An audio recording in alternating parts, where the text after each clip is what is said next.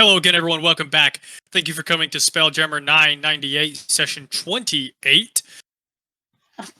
Last time on Spelljammer, I just realized I read all this stuff preparing for session tonight, but I didn't read what y'all did last session, like a fool.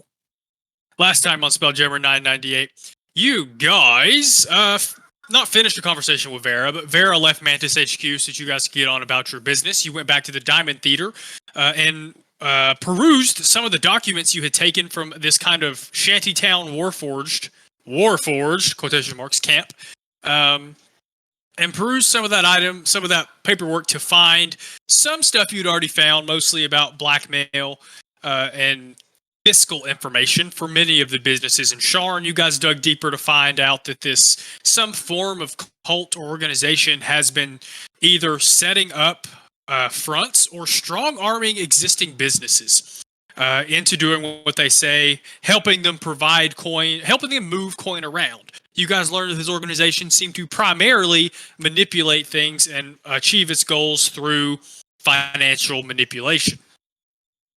And then you guys took a little bit of time to teach A1 Misty Step, because who knows when the most precious, Autodome thing, and probably on the whole continent, needs to get the fuck out of there.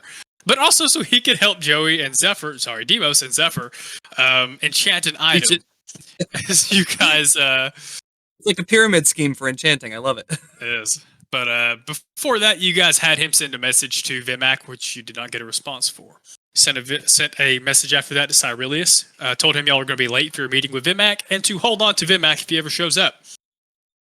Then you guys flew for about a week to Zindrick to investigate the site where the anomalous dragon shard was found.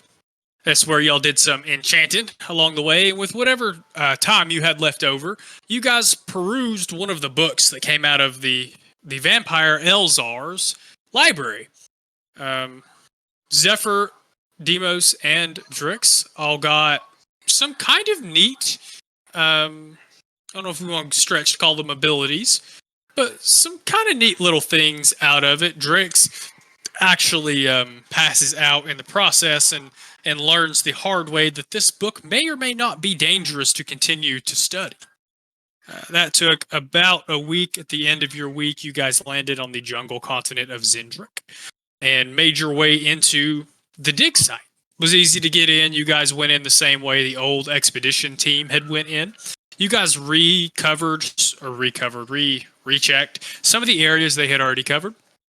Found some stuff left behind, a magical item, a crate of dynamite, things like that, before you guys managed to eventually blow a hole into one of the sections of the wall that led deeper into the installation. Demos was actually able to determine this was not a giant installation, but appeared to be a outpost put up by dragons during, I don't know if it's called the 1,000-Year War in Eberron. I don't think it is.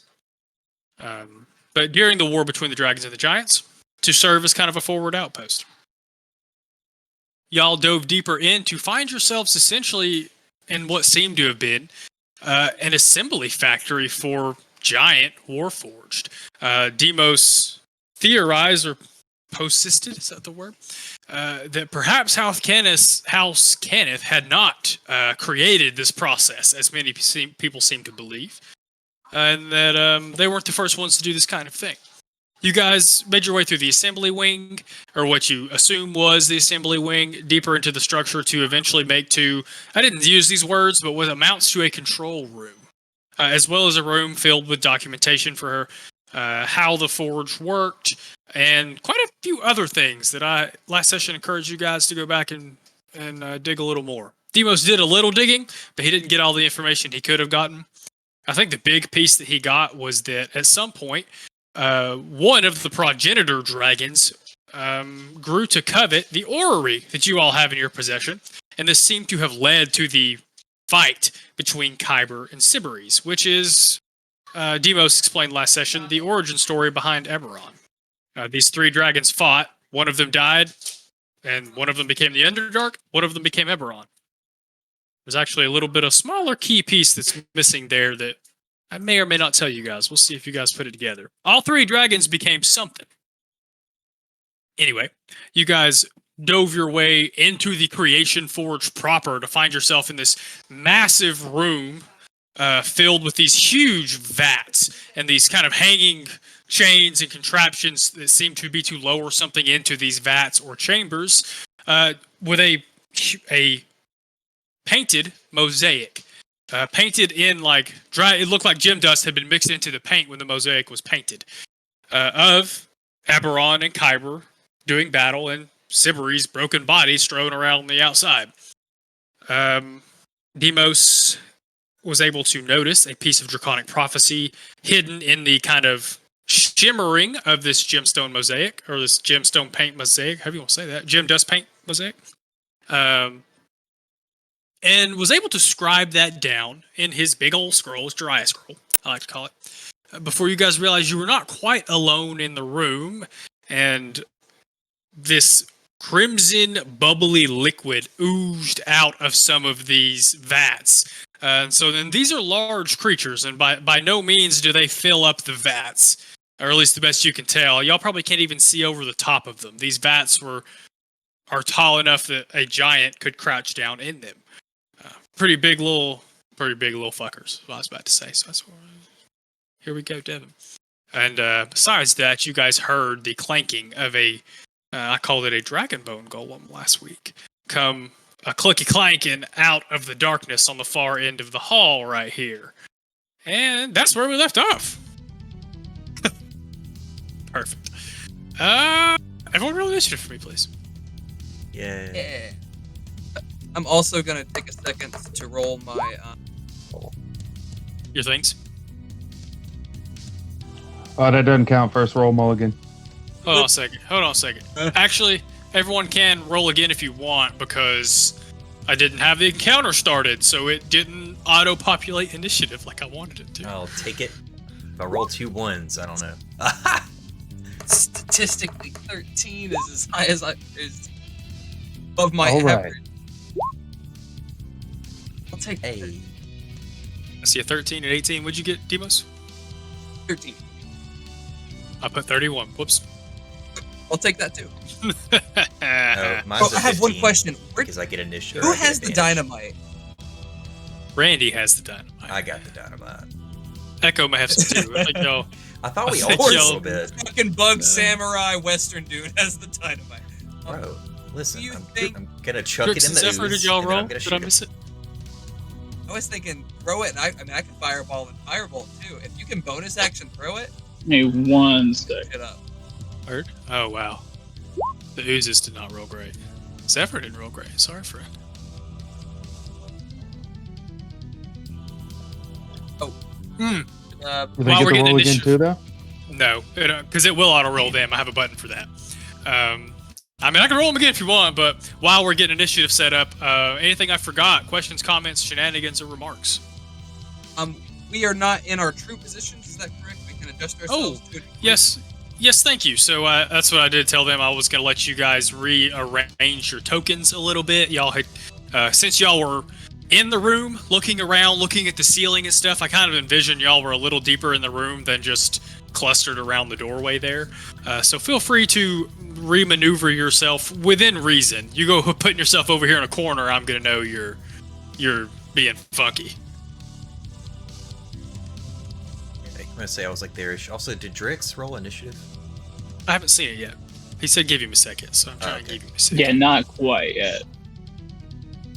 I'm going to pull your... If I pull your token down, Drix, can you still move it? I hope so. Bloop. Friendly Blue? reminder: some of us got some cool powers last session. Barbara, you can bonus action like mini blast. It's not an eldritch blast, but like a D6. It's on her sheet now. What is the thing the event can do? I know we can make it look black, but there was another perk, wasn't there? We can change it to necrotic, I think, once a day. Once a day. Drix, you don't have to stay there. I just pulled you down to put you somewhere.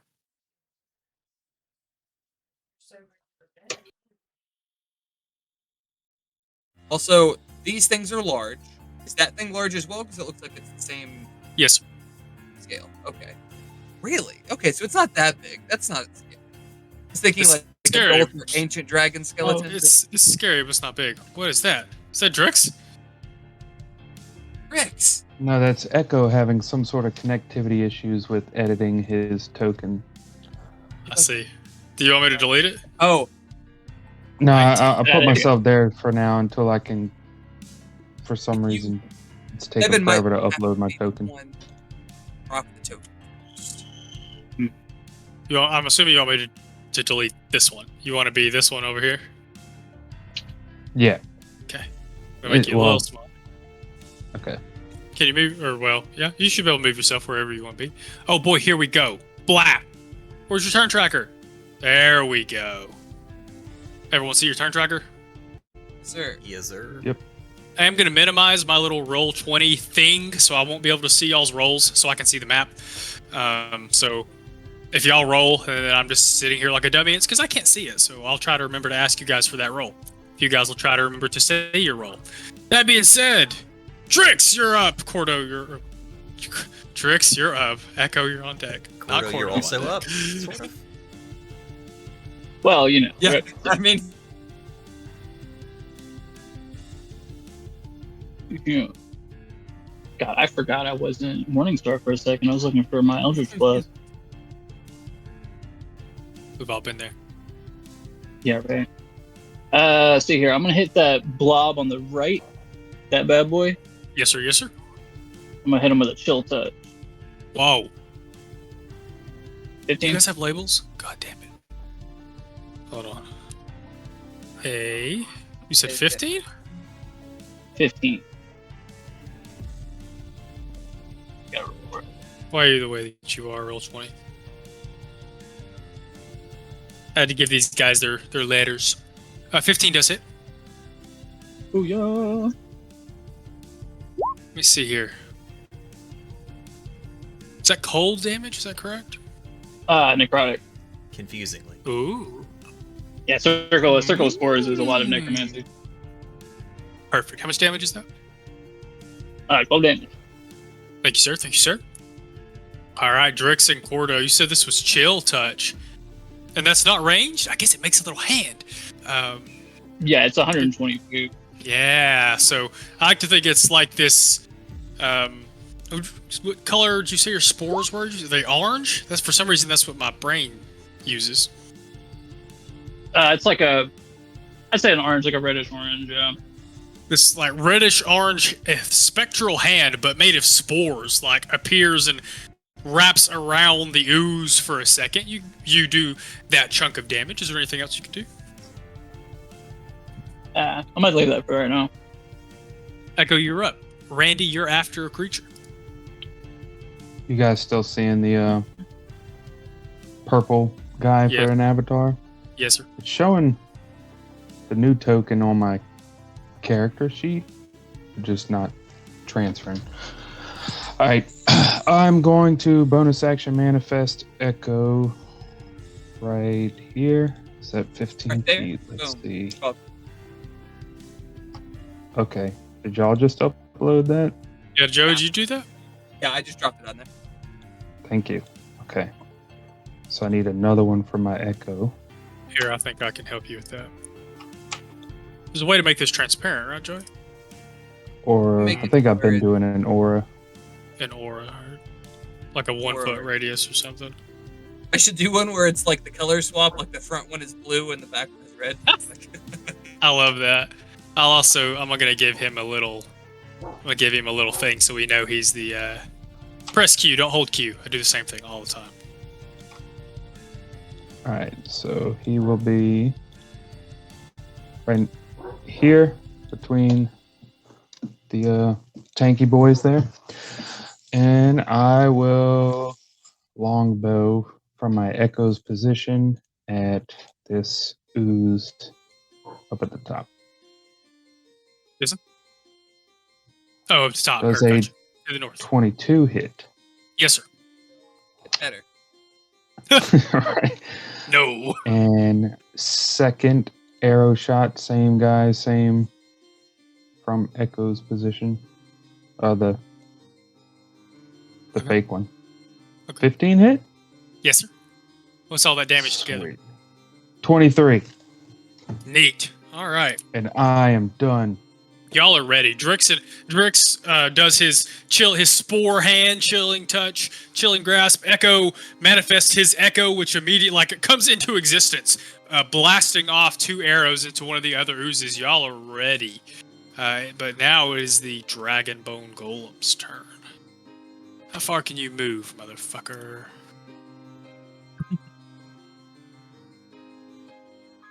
Bloop. Sorry, I'm trying not to cheat y'all. Bloop! I cheated you 0.3 feet, I'm sorry. It is going to move up its full 40 feet. And you know what? Because this is the only thing I think it can do, it's going to use its breath weapon. It's the only thing that'll reach. We'll get that out of the way. Please, God, someone help me with the cones. Okay. 1 second. I got you. We want a cone. So what do we decide? They're always 45-degree cones. Oh, that's gross. Figure it's more of like an isosceles versus an think equilateral. I think it's technically a 60. It's 60 feet, but I don't think that changes like the degree. I think it's always a specific degree that I've forgotten. Yeah, well, it's like whatever the distance is, that's the full length down the middle, and then that's also the length of your would be your parabola. Or the far. They're all equilateral. It looks like it's gonna get all of you. Well, no.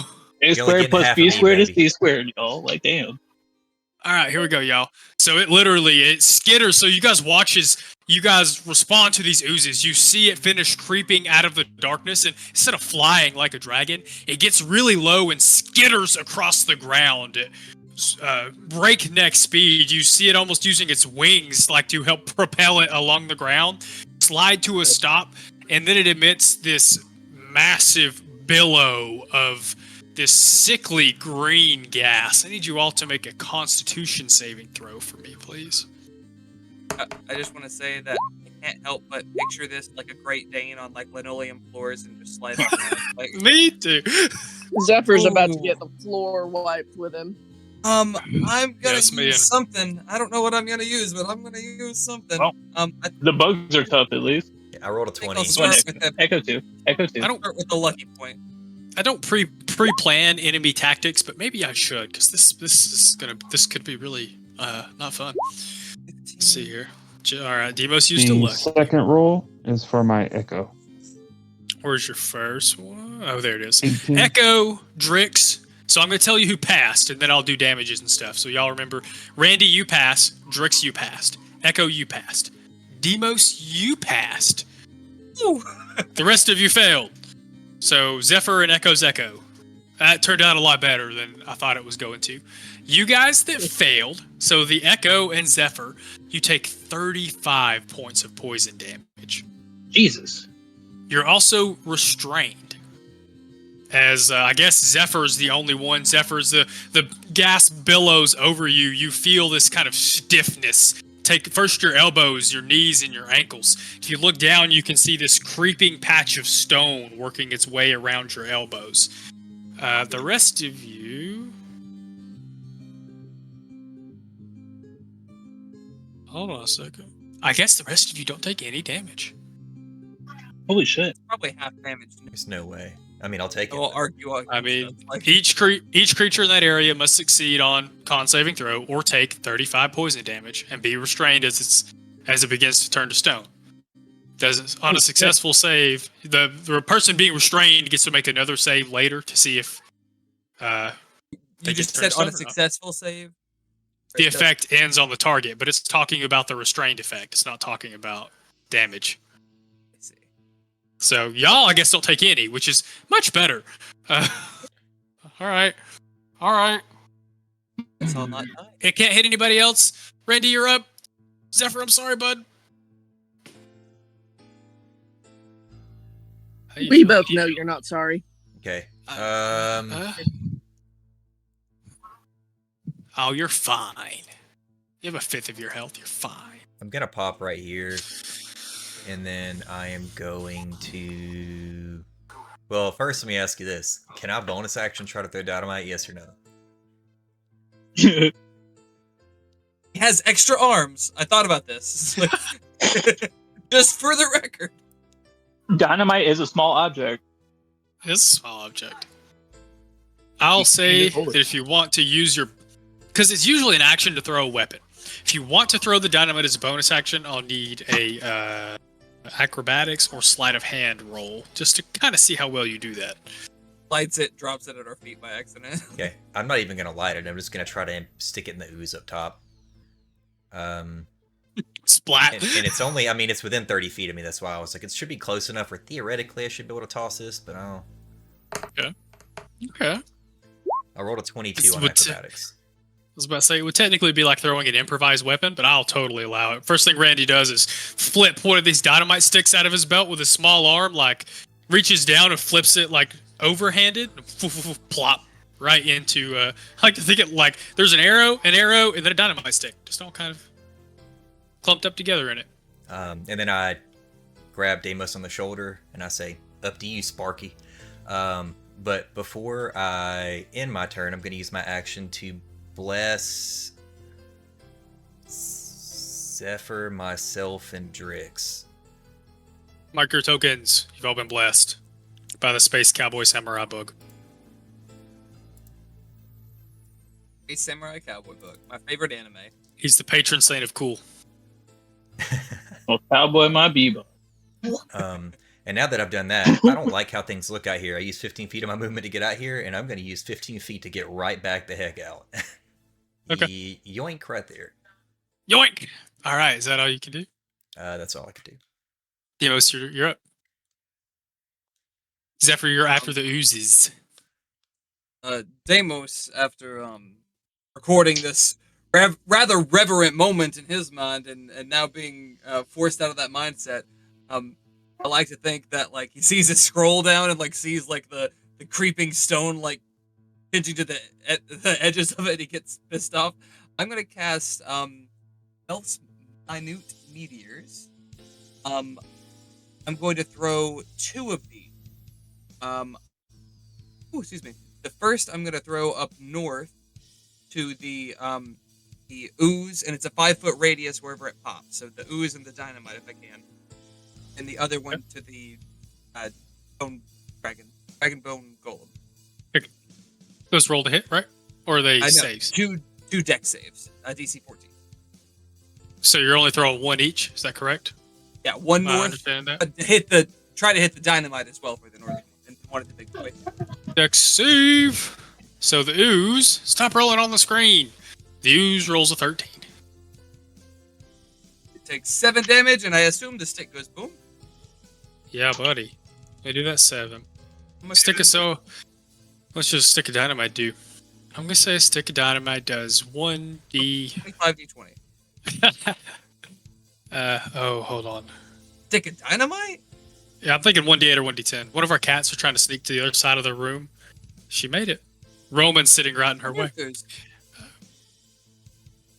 We're gonna go with 1d10 for now.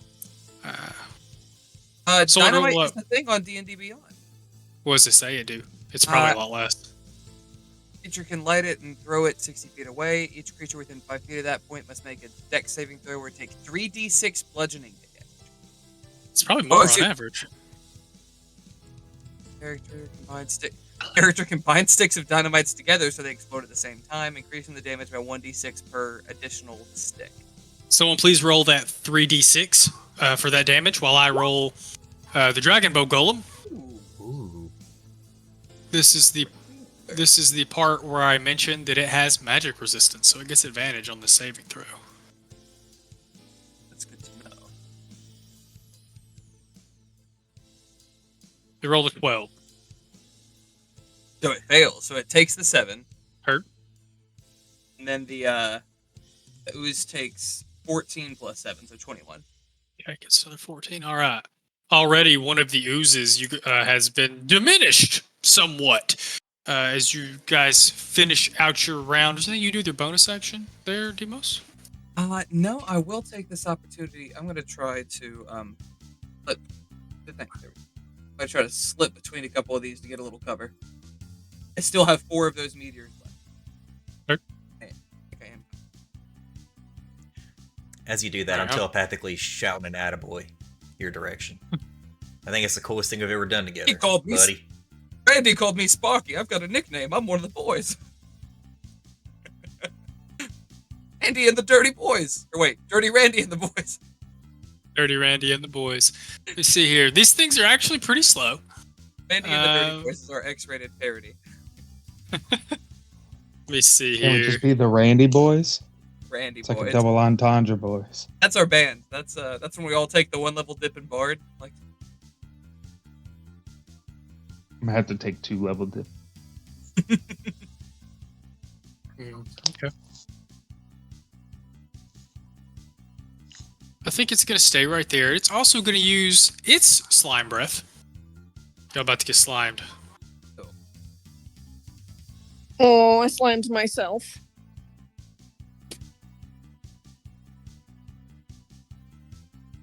Yeah, I think it's going to be Echo and Drix because it looks like that's going to be the only way it's going to get more than one person. Echo and Drix, please make dexterity saving throws for me, please. As this ooze rolls up kind of slowly, they're a little slow, and this like dragon head forms out of the ooze, and then it I like to imagine Nickelodeon slime style, like vomits red ooze out on you guys. It's gross. That's nasty. A 9 and a 15. It's a free reaction. A 9 and a 15. it is a pretty big- Drix, you pass. Echo, you fail. So, Echo, take 22 acid damage. Drix, take 11. Oh. Oh my. Echo, you are pulled up to 30 feet straight towards the ooze, which I think brings you right up to him.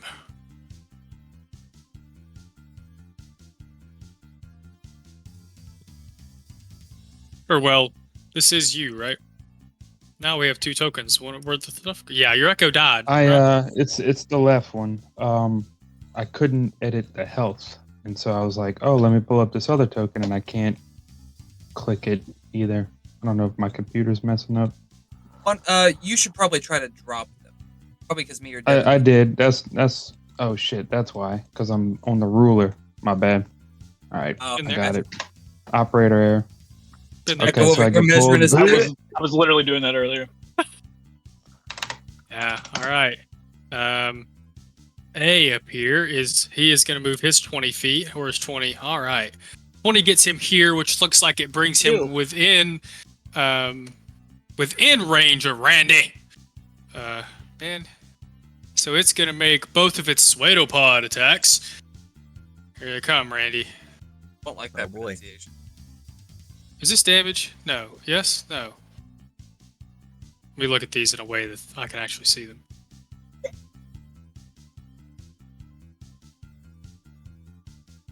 So the first one is 15. It's a hit, Randy. 15 does not hit Randy. Unfortunately, the second one is a nat 20. Let me make sure this roll... No, it. Huh? Oh wait. Which one is this? This one. The one right by Randy? I can see him. I would say yes. There's an alley Yes. between. I will portent it to a 3. The 20. I mean.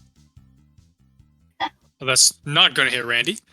So it sounds like you got by the skin of your antenna, Randy, with Demos' help. I think I've gotten used to Solid. this at this point, and I feel like it was our it's like the way we meshed earlier. We just sort of bonded over that a little bit, and I can tell he's used his magic here, like lean around the E's and wink at him, or ooze and wink at him.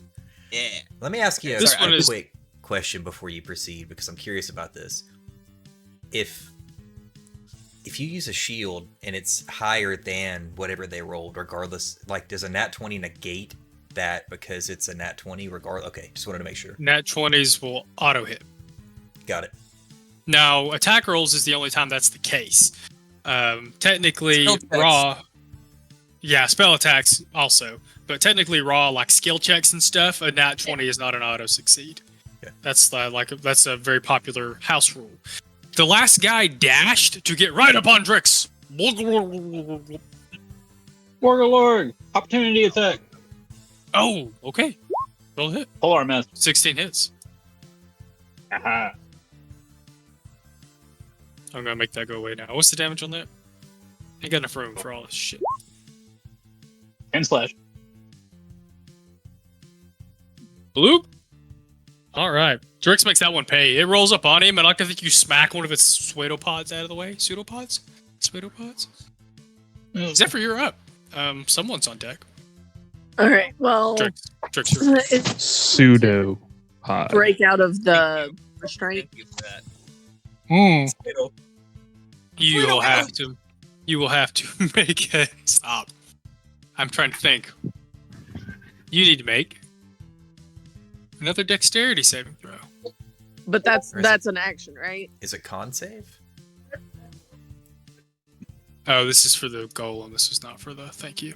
It is a con save. You must repeat the saving throw at the end of your next turn.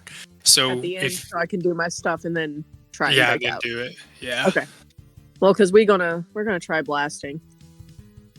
See, wow, the 19 I assume hits. I want to hit the bone golem thing. Yes, sir.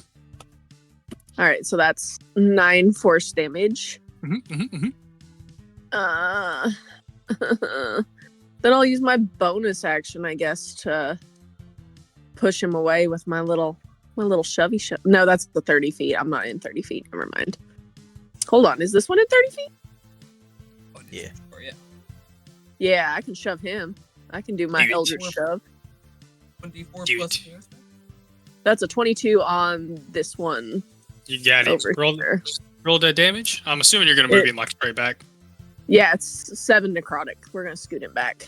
Imagine your hands just sink into it. Like, Okay, now I have another technical question. He moved away from me by force. Do I get an opportunity attack? Yes or no? Technically, no. Raw, no. really cool though. Just trying anything. I feel like we're outclassed here. I'm nervous.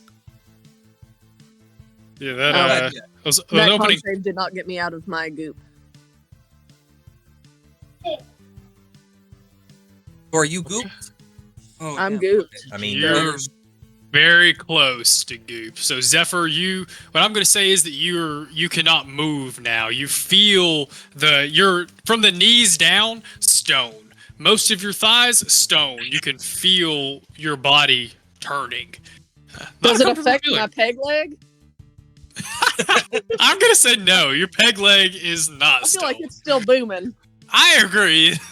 All right, that's a good point. Peg leg is not stonified. So it looks like it's Drix's turn. Echo, you're on deck.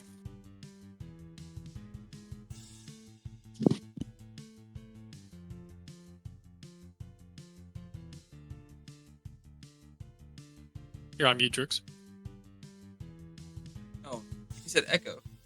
I was on mute. All right. Drix is So up. and I'm Echo's on popping deck. I'm gonna pop my symbiotic and see Oh my! for 12 temporary hit points.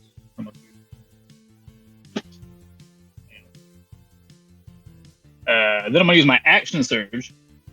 That takes an action. Swinging at that blobby blob that just came up on me. Oh, Get 7. it up. 7. That is Heard. tragic. That is tragic. Get him on the rebound. 19. 19 does it. What's the damage on that?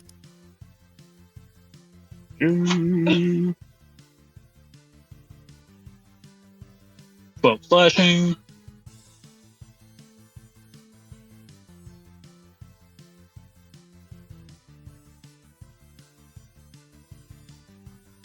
So will you for that What's an bonus additional feat? attack?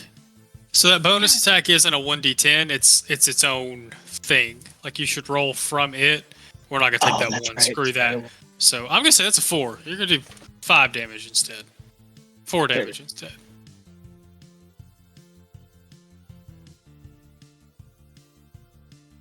But yeah, try to remember that little back pole arm attack is a 1d4. It's not the whole 1d10. I've almost I'm not used to my sheet anymore. Like, goddamn. There's a lot. But yeah, that's my to, bonus action. Something good. Echo, you're up. Nuts. Randy, you're on deck after the goal. I am going to kind of like slide across the hood of a car, roll to this side of the ooze while simultaneously casting my bonus action Echo to manifest where I just was. Oh, do get hood slide echo. Heard. Get the token here. Gosh. We'll do a ninja this time. Yeah. And I will use my scimitar to attack this ooze. First strike. I'm assuming a 10 does not hit. No, sir. But I will do my Unleash Incarnation and attack with my Echo at the same time. So Okay. here's his attack. 19 Yes, sir. for 8 damage. Yes, sir. Yes, And sir. my second attack with the scimitar does a 15 hit Yes, it does. for 5 damage. So that's Okay. 13. Okay. I think that'll be it for this time. Solid round. Echo does a hood slide, manifests his echo, and then unleashes a flurry of scimitar strikes. Skimmies. We're playing RuneScape. Okay. Randy and Demos, you'll be on deck after the golem. Who can I move him? Thank you. Yes, please. You. So this is as far as he can get. He's gonna try to stop right there in between Echo and Drix. Let's see here. Oh, I need to roll d6 for reasons. Recharge reasons. I know this. Recharge reasons. He never gets it That's back a with one. a So it's true. That'll be a 6, not a 5 or 6. It is. Rewriting Let's find out. 5 feet. All right. Makes 1 and 2. Oh, God. So what it's going to do, it's going to use its pinion attack on Drix, or it's going to try to. Bloop. Oh no, I don't think a 12 hits Drix. it is not. Really? He Oh, and rolled by a the 2? way, the golem takes 6 damage. I forgot that. I was on mute. Halo scores. 6 damage. So you watch as one of its wings, all the bones kind of coalesce into this single long spike, and it tries to like pin you to the ground with it, Drix. Doesn't work. So it's going to use its rend attack instead. It gets to do 2 of those. One is going to be on Drix, one is going to be on Echo's Echo. First one to Drix. Bring it. That's a 15 to hit. Yeah, no sir. No, sir. No, sir. The second one to Echo's Echo is a 12 to hit. I don't know if it hits Echo's No, Echo. sir. All right. Dragon Roll Golem strikes out. It rolls up. First thing it's seen in thousands of years. It's thirsty for blood. And then it just gets so excited it misses all its stuff. I've been there before, bud. Randy, you're up. All right. Are you also goop? No. What is the heart? I'm blessed. Oh my As is Drake's. Don't forget that. Put that somewhere in your token, maybe. Oh, I totally forgot I was blessed too. I was gonna remind you, but Oh. I don't think the +4 would have mattered for anything you rolled, so I didn't even mention it. Yeah, no. Fair. Oops.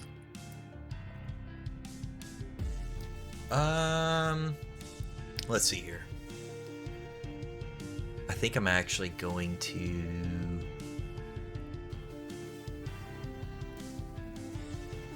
pop over to this guy. It's about 15 feet of movement, and I'm gonna try and boom and blade that fool Fair enough. with a mon, and that's a nat 20, folks. Yeah, Yee. buddy.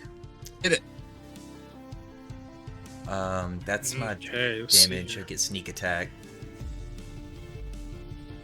and then I have to add booming blade to it.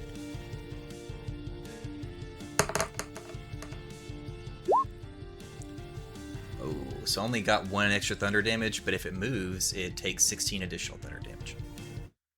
Technically, that's 2 because of your crit. So Okay. what we've got here going on is 12 plus 13 is 25, plus 2 is 27 damage total. Oh! You, Randy, you literally, like, I like to think rogue style, dash up and do, like, you know, I like to make a lot of these where, like, you draw the katana and use it, and as you draw it, there's, like, lightning sparks coming across it as you cut through. Hold on. This is thunder damage, it's not lightning damage. I'm still gonna flavor it as, lightning damage. You cut straight through it. Like, you go to cut through it, and the booming blade, the thunder damage, splits it apart. And you get it. Good. It's dead. Nice. Become pretty accustomed to that. Nice. How far away am I from?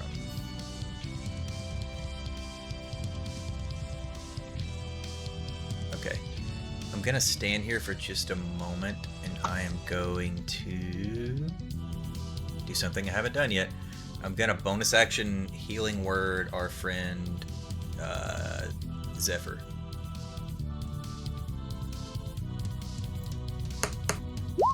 For a cool 3 points of health. You're welcome.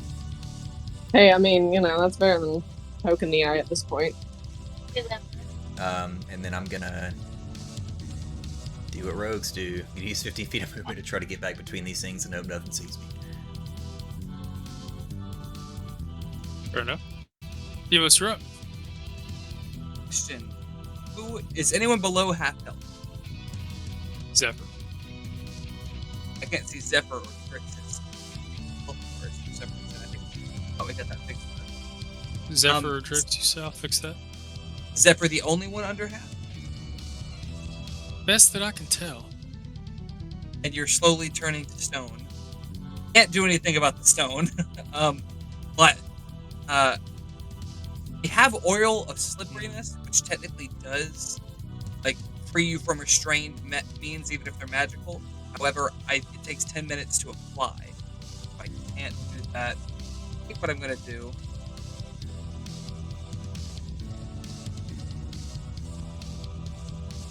Most is gonna come out here.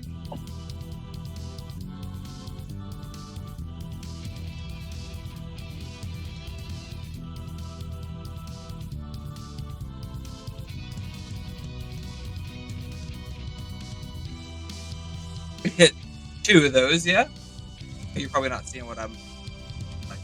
Show again. Sorry, I was trying to make it where people could see tokens. Hit 2 of those without hitting tricks, yeah. All right, I'm going to start with a Grimes Binding Ice. I need both of them to make a Constitution saving. All right, the use first. Con save. 11. It fails, so it takes the full 14, and it has a movement speed of 0. Until it or another creature uses an action to break away the ice. Oh, I'm. Hold on a second. Okay. So if cold How much damage damage is doesn't. that? 14. Also, So if cold it damage doesn't- does anything special to slimes. I don't know if it does, but Actually, quite the opposite. It doesn't have quite the effect you were hoping. You did slow it down though, right? yeah, it has a movement speed of 0. Okay, the Dragonbone Golem has advantage because this is a save. Roll a 22. Ignore that. Ooh, I don't think I can force it to reroll a save. I could change the roll, but I don't think that would make it. I think its modifier is high enough where it wouldn't matter. Okay, so it's going to take 7 points of damage, and it's not going to be restrained. I'm then going to use my bonus action to send 2 more meteors. Oh, and you know what? The first time oh no, I threw separate ones. That's right. I'm going to throw he's a big boy. Pull him down. I need to make 2 DC 14 dex saves. Sorry. I also see their hit. Saw that. Yeah, sorry, I wasn't looking for a cone.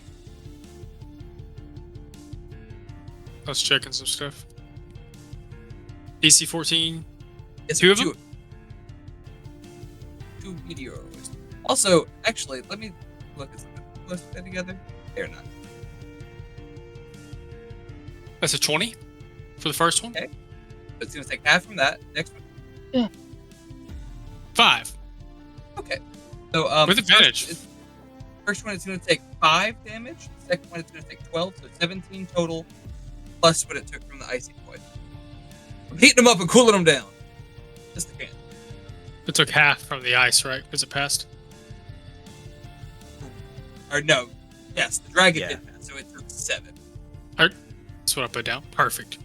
Y'all are getting some chips and some chunks out of it. Anything else you can do, Demos? I'm gonna think of that Naga skull and how this dragon skull is gonna look nice next to it. one mounted on the front of each ship of our fleet. You understand? Very, very dramatic. Don't go getting too cocky yet. All right. It is one of these are dragon blood ooze. That's what these are called. And it is going to. Can it move through someone's space? Interesting. What the hell's amazing? Interesting. Interesting. 20 feet. 10 feet. Your range is 5 feet. Meaning Echo's range is 5 feet. So, I think the first thing it's going to do is it's going to roll a d6 for reasons.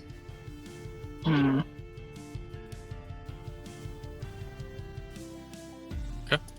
It's going to make its first pseudopod attack on Echo. That's an 8. Okay, well, doesn't hit Echo. Are you grappled? I don't think you are. Yeah, you're not grappled. You just got pulled by half. The other pseudopod attack's probably going to be on Echo's Echo. It doesn't know the difference. 27. Oh boy. Okay. Your Echo's Echo ate a nat 20 for you. Wait. Do I need to roll or tell you something? No, I was just commenting that last roll that it attacked your Echo with was a nat 20. So Okay, yeah, he's dead. It's a good thing I didn't do it in the other order. Yeehaw. That's all it can do. It doesn't have any bonus actions. It didn't get its thing back. This guy is dead. That was the one right in front of me. That was the one right in front of you, yes, sir. Let me fix this so I know it's I dead. lost the turn tracker. I don't know if anybody else did. Yeah, I lost it. There it is. Is it back now? There it is. If I make it go away, it goes away. It's kind of weird. All right, this guy here, he can actually move around to get close enough because he has a range of 10 feet, so he doesn't have to leave Drix's range. But he's going to make a pseudopod attack on each of you, Drix and Randy. First one to Drix. 23. Yeah, that hit. So you're going to take 14 acid damage, and you are grappled. Ooh.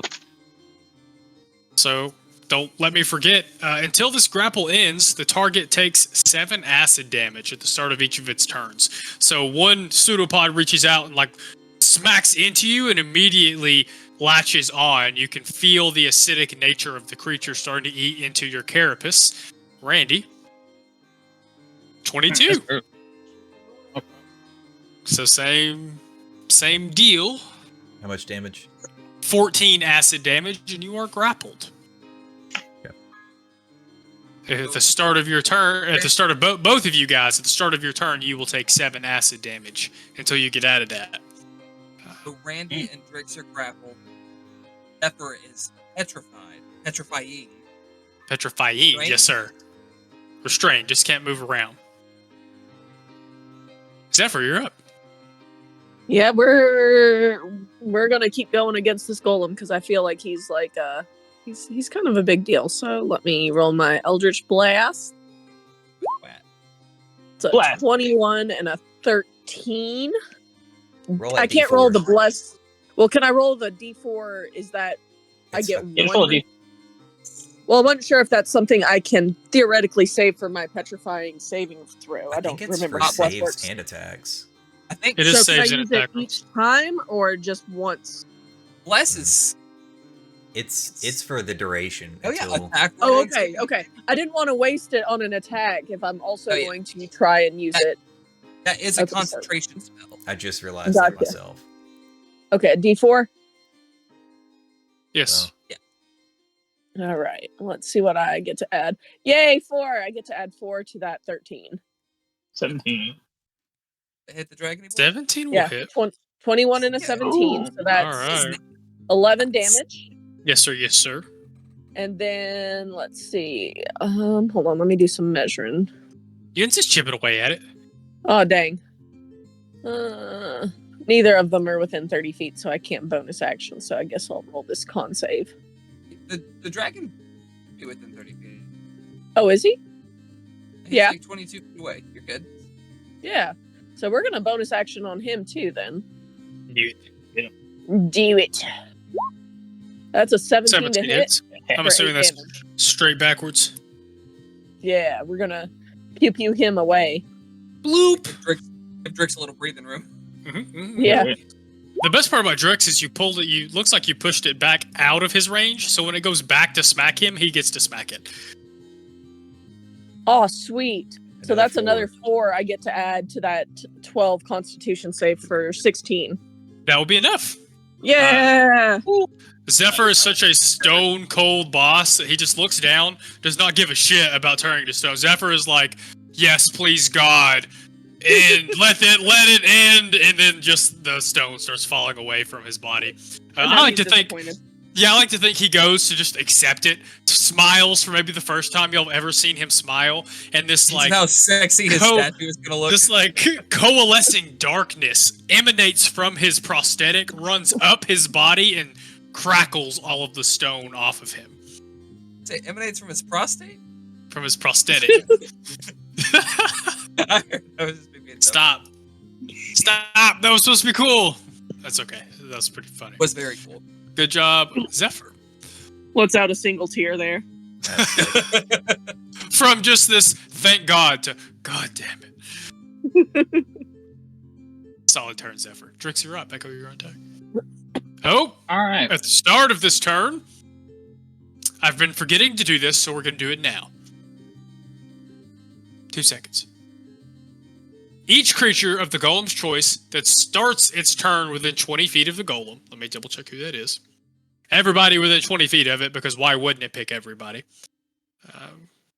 Stupid. All this shit in my way, man. Drix.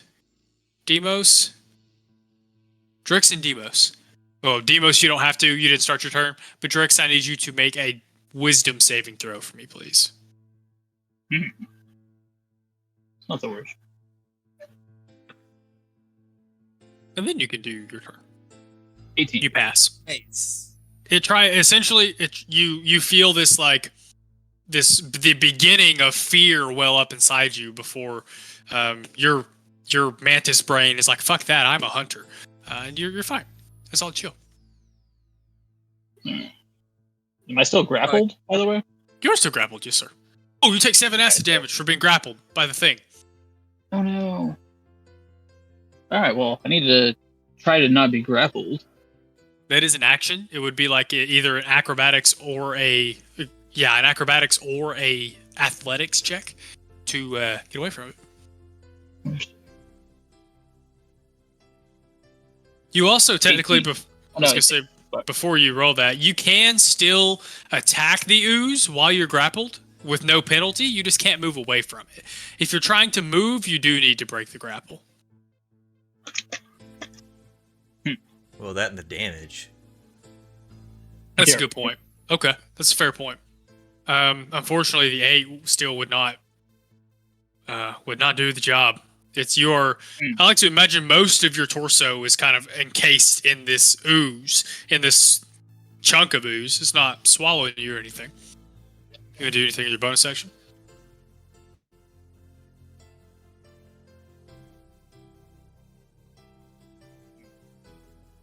You got a bonus action there, Drix? Yeah. Oh. Second one, I'm gonna get myself. Solid. Looks like Echo, you're up. Randy, you're after the golem.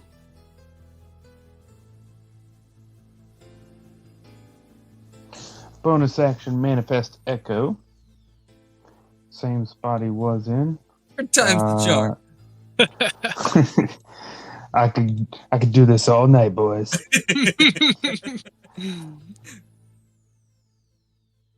All right, let's see.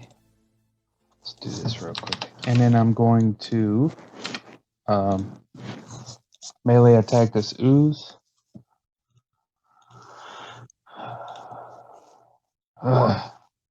And then I'm going to unleash incarnation again. This is the Echo's attack. Oh wait, was that a longbow? Okay, good. All right. The Echo's attack. 16, I think, still hit. 16 what? All right. Trying to roll damage. It's not loading for me. I can hit it. Oh, doesn't want to load for me either. All right, I'll try it from D&D Beyond. Oh, 5 damage. All right.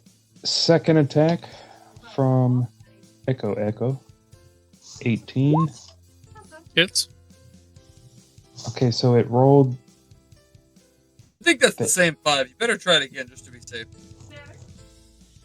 It's the same one? I think Joey's being trying to be It sneaky. won't roll the damage. All right, so here's the damage for that 18. An 8. And how does he look? An 8. Let me get that. So that's 13 damage again. It 26 looks total bloodied. damage that I've caused. Looks Bloodied? looks bloodied. It is Alex. Looked bloody when we walked in. I was about to say I like to use diminished, like it's like half the size it was. Actually.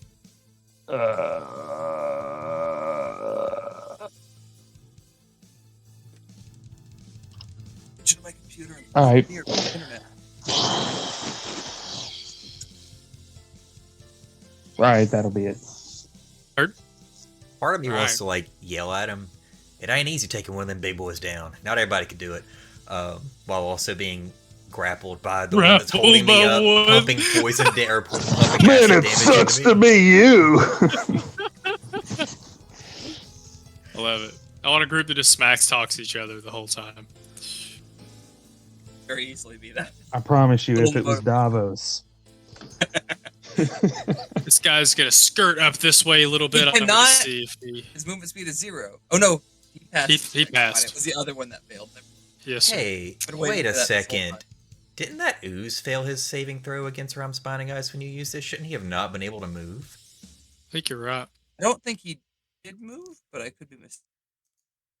Yeah, was no, because he was He here definitely when moved. you. Opportunity attack. He was Golem. here. He will get opportunity on the golem. He was here when you Rhymes Binding iced him, and then the very next turn I had him move over here to hit both of them. So Josh is right about that. He would have been able to move. I'm down to call it even and take the damage, but not be grappled. I don't know how much you want to rewind that.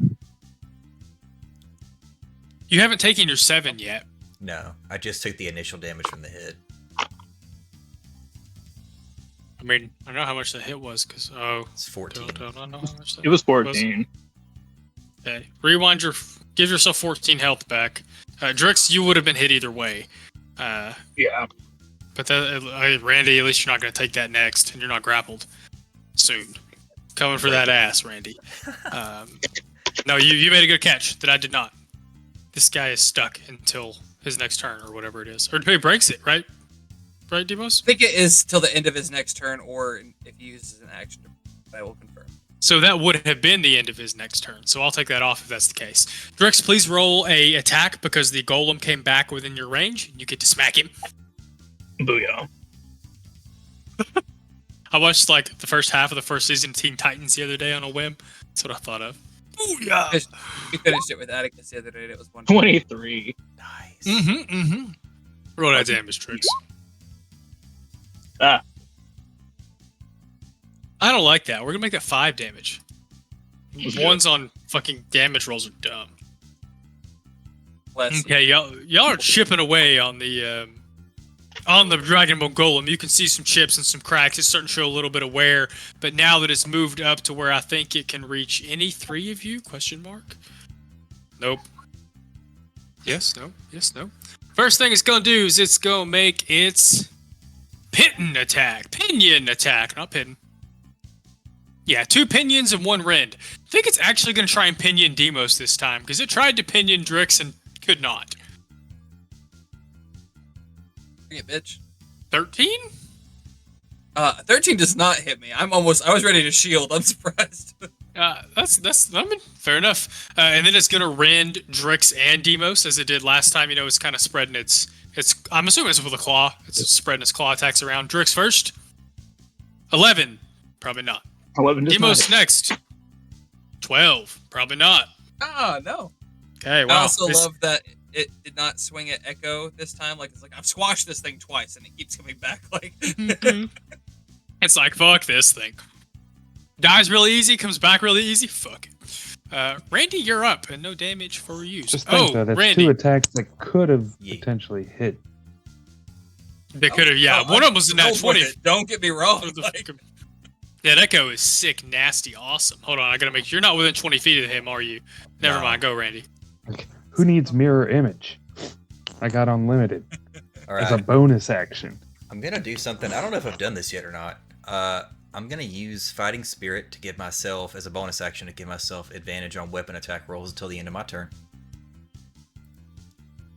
Interesting. And then I'm going to launch a revolver shot at this Uzi boy right here to start. It is just weapon attacks? It's not melee weapon attacks? It just says weapon attacks. Heard? Let me make sure. Do it. Yeah, you said on weapon attacks. Yeah, cool. Do it.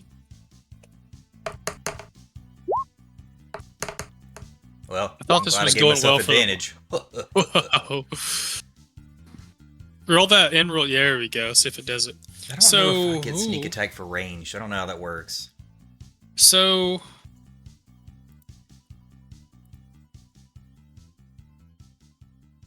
I'll actually have to look at sneak attack. I think you get it. Because Drix is within 5 feet of it.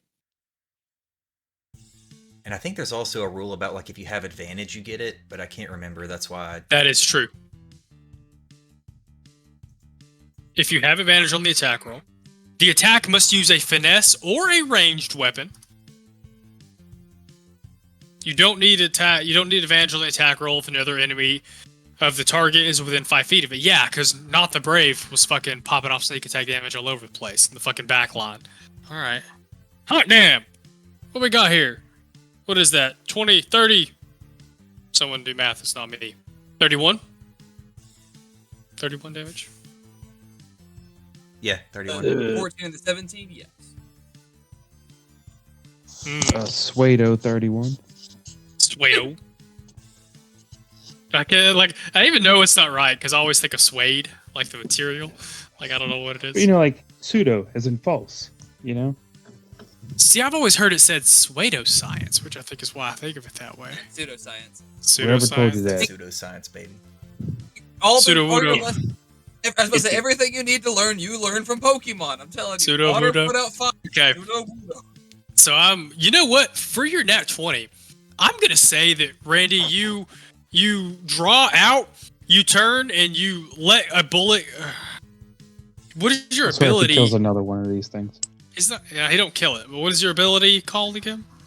It's called Fighting Spirit. It's a samurai ability. Okay. Randy like sheathes his katana, turns, and like you can see his kind of gi, his gambus. What did you call it? The Technically, thing I'm- you're wearing. I'm wearing I'm wearing a sash. I don't even know if I have a top on. Yeah, Joey can put on a cummerbund, but it's like flowing badass in the wind. You turn and you blast in just the right spot to kind of the force of the bullet passes through the pseudopod and disconnects it from Drix. Hey. It ain't dead, but it did a good chunk of damage. Joey, can it move now after it had its turn, or does it have After to it break out of that? Okay, I'm going to make that go away on it real quick. Demos, you're up. If Randy, you can't do anything else. Actually, Demos, I need you to don't- make a wisdom save. I'm gonna do Go ahead, one more Randy. thing really quick because I used that Fighting Spirit. I'm gonna go ahead and pop my action surge as a free action, and I'm gonna take another shot at somebody. Do it. My boys. Hopefully it works. You know what? I haven't taken any shots at the golem yet. I'm gonna give it a go and see what happens. Do it. Well, hopefully the That 19 hits. Sorry, Cool. I was drinking. That hits. That's how he gets a sneak attack with the gun. I don't think I get it for that though, because it is. Is it only? Is it? Well, is it my turn? Is it once? It's once per turn, not Oh. once per round, but it is still your turn, so Okay. you can't get it again. It is 8 damage though, solid. Did you make That'll that be- wisdom save for me, Demos? Oh, I did not. I'm sorry. Okay. Wisdom save? I didn't see the slime Would- emojis here. My Echo have to make a save? I don't know how that works. Like, I don't know if it has to, because it doesn't ever start its turn. That's whenever you start your turn, you have to make that save. Demos, you are not afraid. You're a living flesh dragon, and it's just a dead dragon, so you're not very afraid. Your boots purring. Can I get an That's a assessment? meow. Can She I not get purring an too? assessment? Go ahead. She was not liking. Can I get an assessment on how they're all looking? Are any of these diminished? The one Randy shot is looking diminished.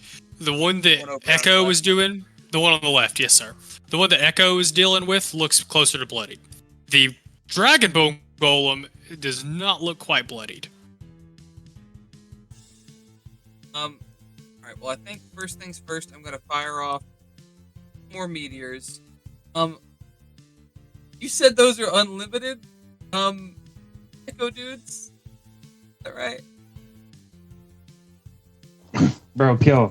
I don't No, care. I'm just gonna ask forgiveness later. I need the dragon and the ooze to each make 2 dexterity saves. Dude. It's a 5-foot Oh, radius. so I I see. can boom 'em. No I'm gonna deck do the save golem for the Echo. first. What's that? No deck save for Echo. I mean, you can have him make 2 dex saves, I guess. I'm gonna do the first because the I think it is a golem gets advantage. So I'm gonna do it first. That's a 23 total for the first one. Okay, that passes. That's gonna take half. And the Second. 20 for the second one. But it's gonna take 7 damage. The ooze only gets 1, 7 damage. The ooze roll a 5. Oh, the ooze gets both. Bloop. 5-foot radius. Oh, because you put it 16. between them. Okay, so 1 passes, 1 fails. So the ooze is gonna take 10 damage. 21. And it's not 14. Okay, Oh, I half see. It's 3 I see. plus half. Wait. So it's all the 6 plus half the 8, which is the dragon has half of each, which is 7. Gotcha. I Still. know Zephyr's not bad, but he's also in the back line right now. I feel it. Just to cap it off, I'm gonna throw an ice knife at the big boy. I think your Echo is gone, my dude. Which Are now those meteors fire damage? they are? Interesting. Does not have quite the effect you were hoping. On which one? The ooze. Okay, I can live with that, honestly. Oh, it resists fire damage. Well, I might have to reevaluate my fireball. I am gonna pop a fireball on the. I'm gonna try to get all 3 of them. Fireball or ice knife? You change your shit up?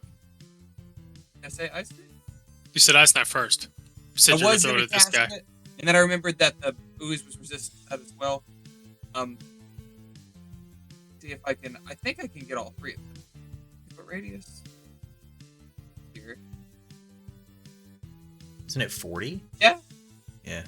It's 20 radius, which is 40 total. Across, yeah. Yeah. All 3. Yes, sir. DC 14 deck save for each.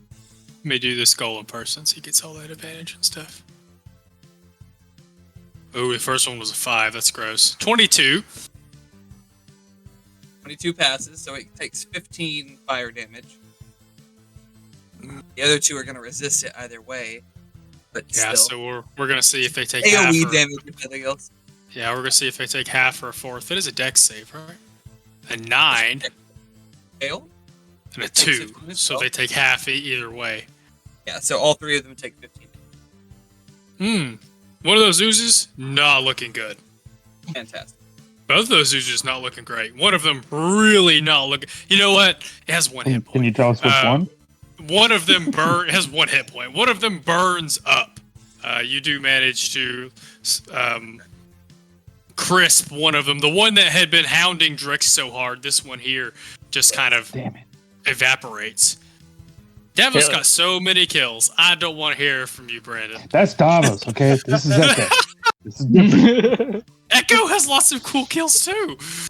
Bro, I was waiting to go Nova. I feel like we've been pretty decent all around. Everybody's got a You little should bit of save limelight. that for the golem, bro. Just hit it, dude. Hit it. That's Yeah, what I'm that's about the to, point. bro. That's what I'm about to do. Brandon's like way ahead of you. Is that all you can do, Demos? Yeah, all I can do, yeah. Send off a couple of meteors and a big fiery explosion, yeah. All I can. Come on.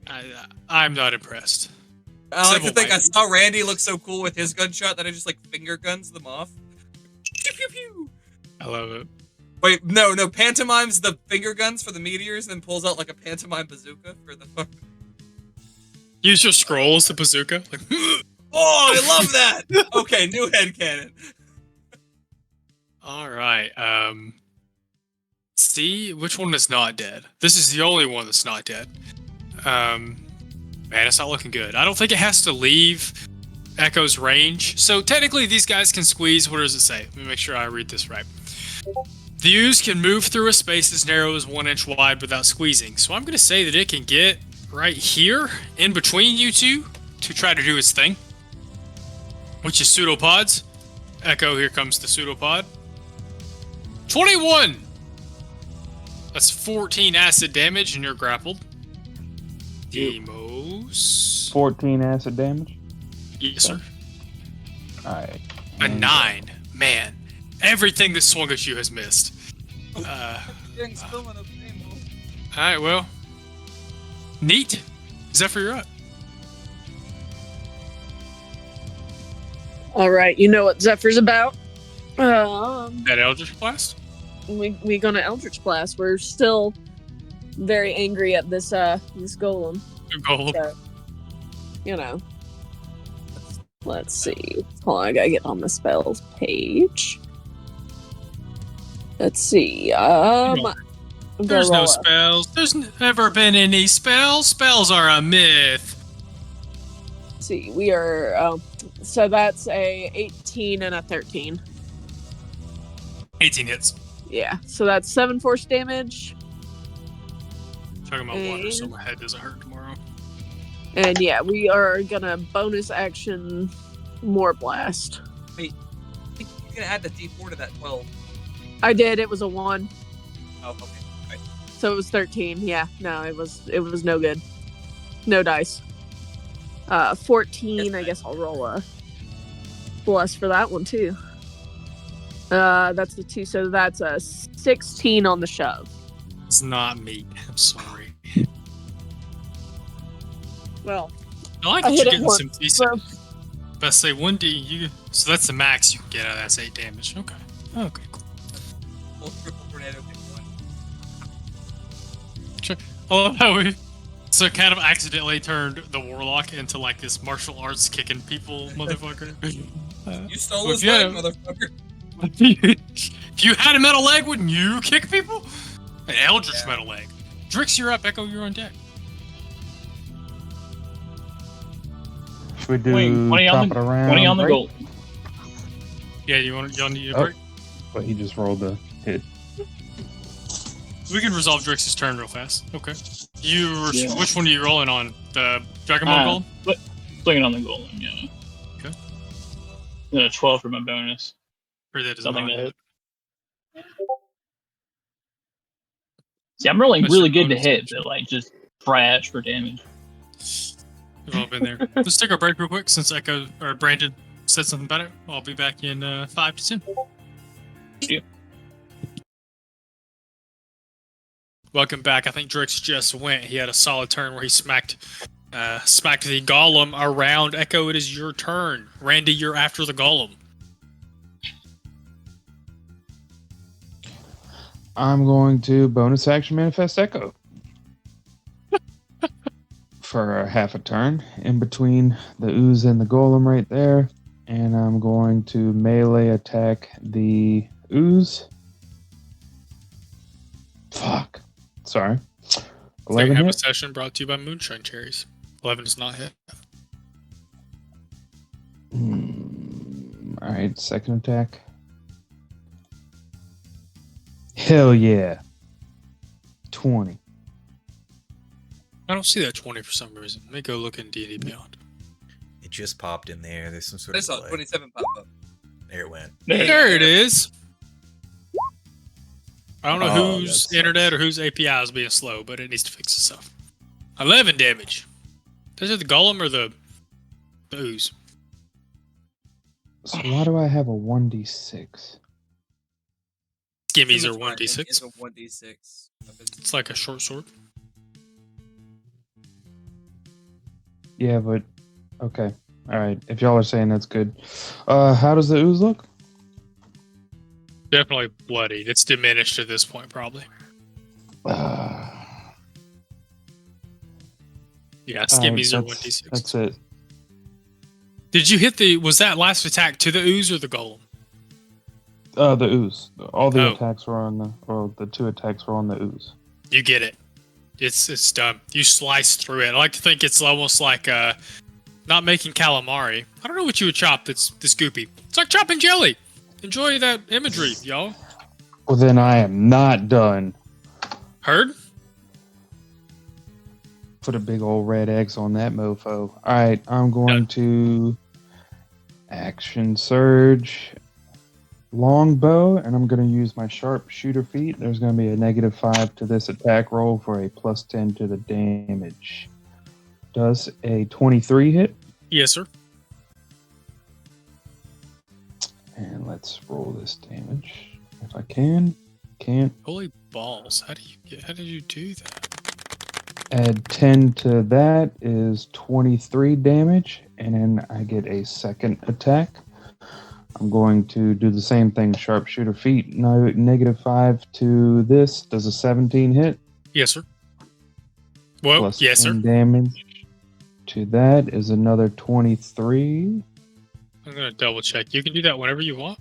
You can do that multiple times a turn. I guess is what I'm asking. The sharpshooter feat? Mhm. Yeah.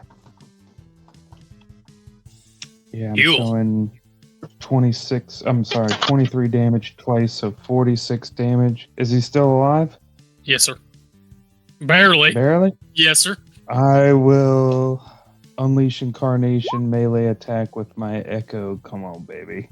21 hits 21 does hit. for 7 more damage. Oh, 53 total damage. Echo, buddy. Supernova Echo. Fuck you, Randy.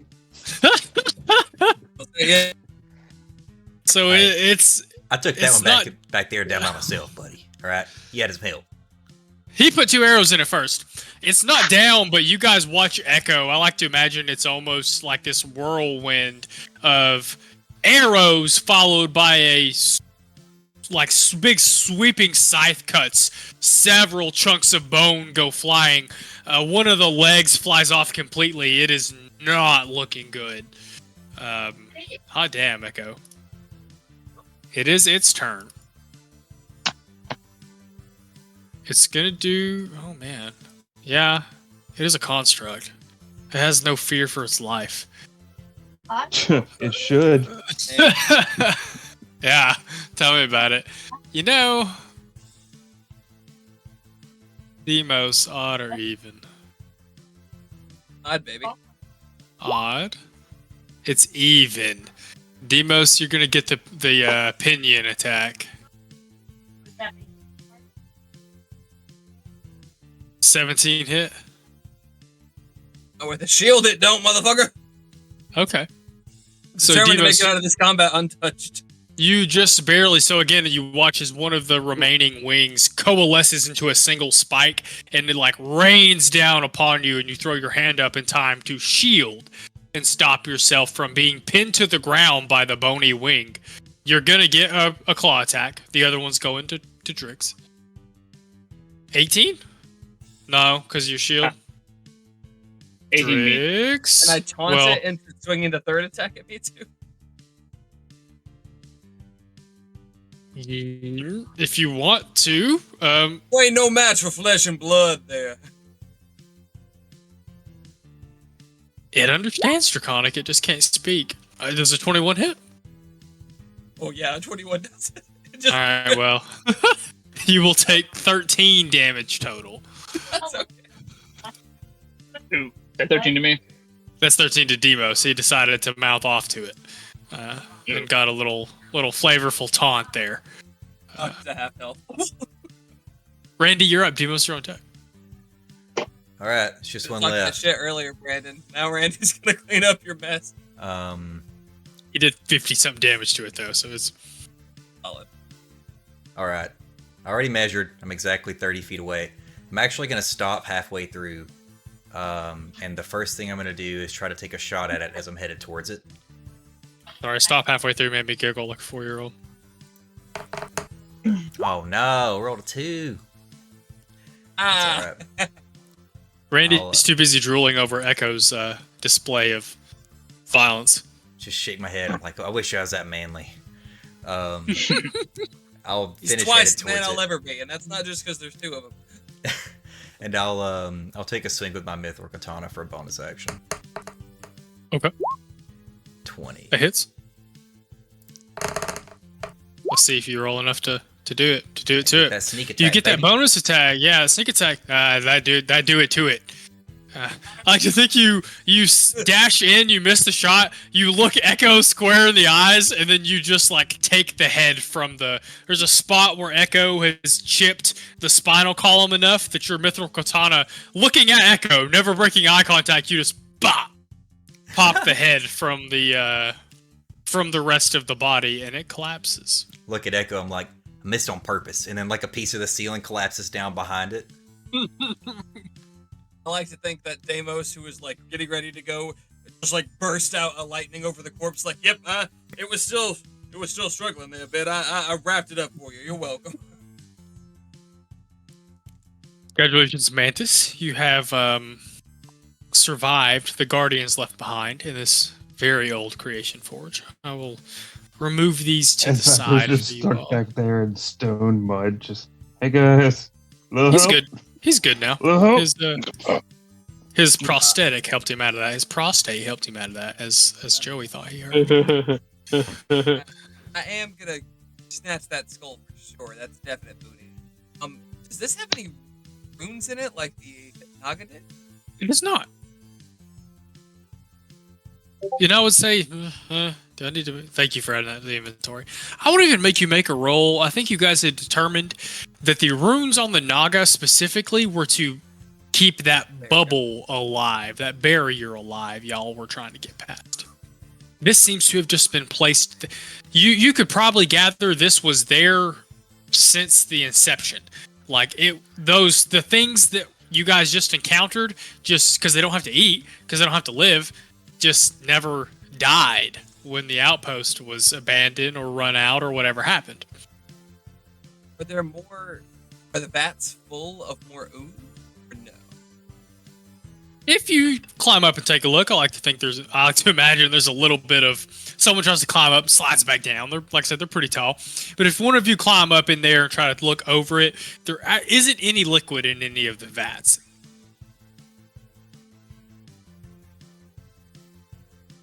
He's just making me nervous.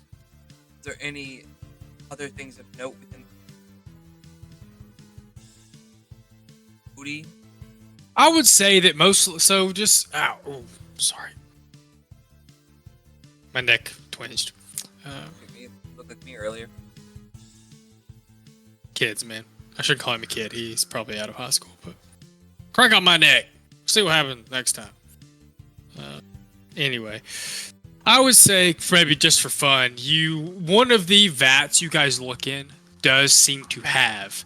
It looks like, sort of like a Warforged. I said last week, the aesthetics are different. So just the way the hands look, the armor, the style, the eyes, all of it. This probably has like a metal beard. It probably has a lot of metal hair. They look like Warforged giants.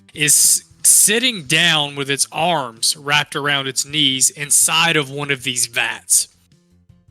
This is the first one you guys have seen that is wholly constructed, sitting inert in one of the vats. There's Of one of the these nerd. in each of that? Yeah, one of these guys. Can I ping? Yeah, one of these guys. It doesn't really matter which one. There's one in each. Yeah. I would say one of them probably has one of those in it. These, like I said last week, the AI generator really struggled. These are supposed to be tables with tools on them. Check out the tables. It's much of the Schematic. same. It is much of the same that you guys saw in the previous rooms, but except now there's probably a lot more tools, a lot wider variety of tools. And you could probably gather pretty quickly this was, they put the final touches on the giant forged, or whatever you want to call them, before they put them in the vats. And then if there was a problem when they came out, they fixed them up to work correctly, to be able to move and all of those kind of things once they came out.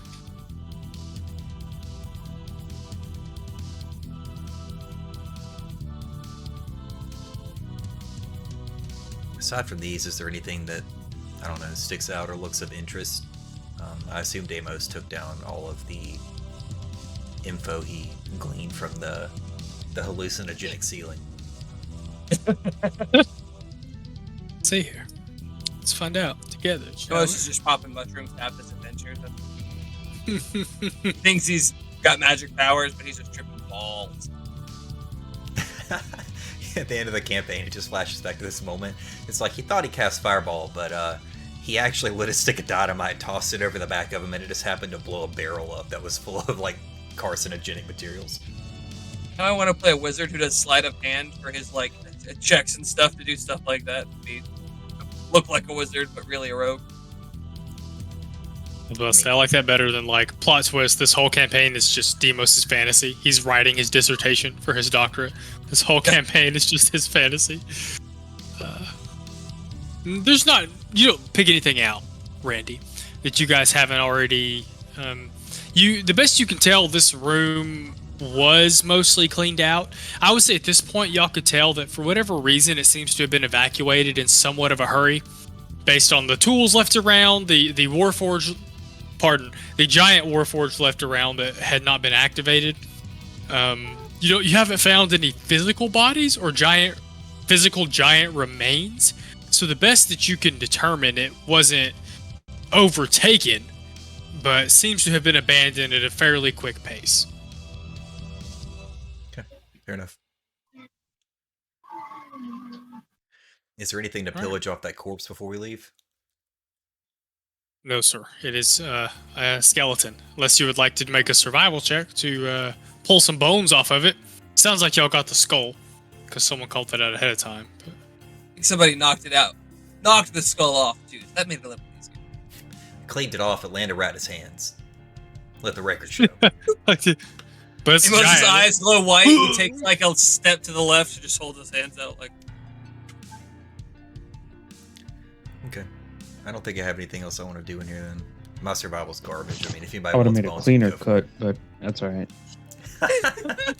When he missed that first hit, Deimos was like, "Oh, it's my time to shine." Oh no, he got it. Fucking rogues, man. I am going to do this. Move y'all back to here. Dishing out some pretty solid damage there, though. That was, Yeah, that was... that I combat thought was at crazy. first it wasn't... going to end well. And truth be told, if it was not for that Rhymes Binding Ice you did earlier that completely changed the course of my trajectory, there's no shot that any of that extra... Because of that, Drake's got cut free. The other ooze almost got completely taken down. That was pretty lit. Was somewhat scary for a minute.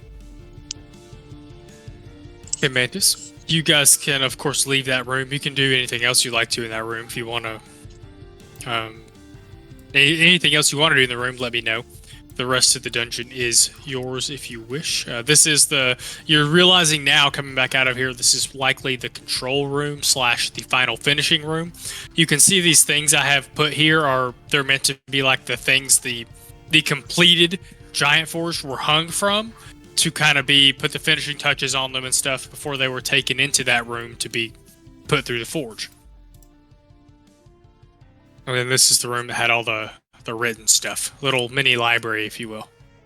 And I just want to try to do my best to ascertain how the forge functions. Okay.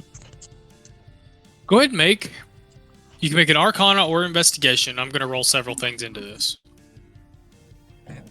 Someone can help him if they would like. Arcana? You can give him advantage, or you can roll yourself, or Investigation. I'll give him advantage. I'm Make sure out you of check alcohol. under the rug there, Deimos. Still a dirty 20, but I'll take it. We have to stop for the night. I'm out of alcohol. Somebody Okay. get over there, stat. You see Hey, off Mark. screen, someone Megan. hands me a bottle, a cheap Megan. bottle of liquor. She took my bottle of liquor from me the other night. I was Old mad. pro. It'd be fun if we could do like oh, here you go, Devin. Just like boom, here pops up. Yeah, it's not a bad. Yeah, so I have to be listening. I feel you. Okay. Anyway, we'll I did. new project for all of us is to figure out how to record our next in-person session. Anyway, 20. All right. Demos, Well, we're gonna you go to your house. spend- And you're just going to wide shot I have a the camera. quadcast mic, by the way, that's meant for podcasting around the middle of a table. So I'm just going to slap this bad boy in the in center. the middle of the table. We We have a can figure out how nice, to get a camera over top. we of have a this, nice like Brandon was SLR saying. camera that Lauren doesn't use very much anymore that we could probably try to crane up. I'm just saying, I'll make it happen. All right, Devin, we're coming over next week. We'll Christmas see, it'll- weekend, we'll be there. It'll be spring soon if we're gonna do around Easter time again. Anyway, I that's could it. maybe do end of January. Stop. First I'll session just stop. of Return to Storm King. It's my mom's Arrow. B-Day. I could, hey, Mom, I'm coming to visit you, not play D&D with my friends. You're such a good boy. I'm so proud of you, man. Good job. She's Italian now, apparently. I ain't thinking about this Twitch. until there's a I'll tell you. thread for this. Not taking up my brain space till it has its own thread. That's a 2024 Devon problem. Demos, it takes you. I'm gonna say you probably spend a solid 3 to 5 hours. But this is to get what you can get.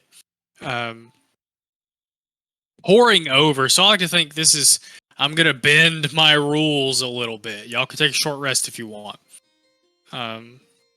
As Demos spends pretty solid amount of time pouring over the documents and stuff that exist in this space. So the first thing you asked was about how the Creation Forge worked. You gather that this forge was dependent on a couple of things. The first one was the power source, which was that massive dragon shard. Demos already knows that dragon shards are pieces of the body of Sybaris that have fallen from the storm. Demos would probably know that pieces that large are extremely rare. The one that you guys have in your possession, or that Bree now has in her possession, is the only one that Demos is aware of. You also, the other piece of the forge is that you needed to run the forge a specific set of items. There seem to have been these magical items that made up parts of a schema. And once you put the whole schema together, it allowed these creation forges to provide sentience to these giant forged. The best that you can tell, so I'll even say for part of this, even if you could tell where they were stored, if Demos went back to look, these pieces were not present in this forge any longer. But they did need every piece to complete the schematic for the forge to run. If you were to dig into these particular pieces, most of the literature you find about them kind of indicate they came from realms beyond, which sounds really weird from Demos's perspective. Being cloistered as y'all are. Very good word. And so the other things you would get out of this, I like to think, in this couple of hours that you're spending reading, you've already learned that you got last week that Draconic scholars theorized that the progenitors could have been guarding the orrery from an unknown threat when Kyber grew to covet it, to want it, which led to Kyber killing Sybaris. You now find that the orrery itself is thought to have been created before recorded time. It is extremely old. And that Kyber coveted it for powers, its odd magical powers. Characters, you may not know exactly what this is, but for players, it has magical abilities over space and physics, which is, that's hard to conceptualize as your D&D characters. The Draconic scholars that wrote this stuff believed that the orrery, paired with its sister items, with its sister item singular, I apologize, that beings of exceptional power would be capable of godlike feats if they could pair the orrery with its sister item.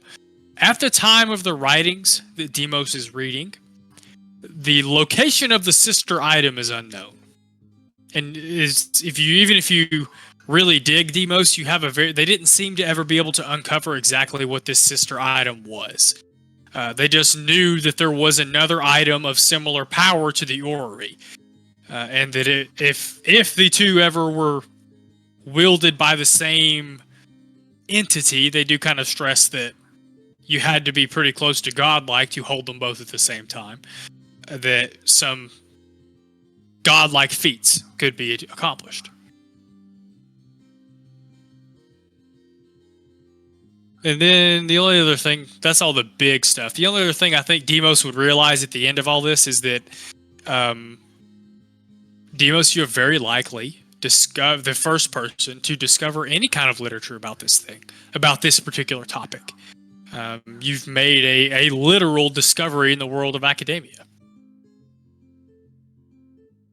Amos, during this 3 to 5 hours, is going to try to make charcoal rubbings, copies of everything he can. If there is any literature he can take, he will happily take that. But if this is like etched in walls or on tablets or whatever, he will. Well, it's definitely, I like to think it's probably scrolls, so it's definitely something you could pack up and take with you. Bueno. I will tell the party, this is a monumental breakthrough. If this knowledge were to fall into the wrong hands, things could get very dicey very quickly. I'm glad. So I have the scrolls, which I would imagine are the only, hopefully, scrolls. And there's nothing physically here that's left behind of this knowledge, correct? There is a lot. So probably most of what you would leave behind, because that whole room there is like a library. Most of what you leave behind is like the intricacies of how the forge works, how to repair it, how to get it started, how to put the pieces, the schema pieces in, and things of that nature. It would be very difficult to take everything in the room to like totally. You could burn the room, I guess, to give you an idea. You may not have had. I want to go that. They had the teleportation circle here. We copied it so we can make that teleportation jump easier, correct? And then the Crimson Codex also has a copy of that. But now that we've seen it, we hope that it's... Can you say something about we try to fill out the blanks or something? Well, they have tried to fill in the blanks. Even the copy you took is missing parts because it's old. There's parts that are worn away.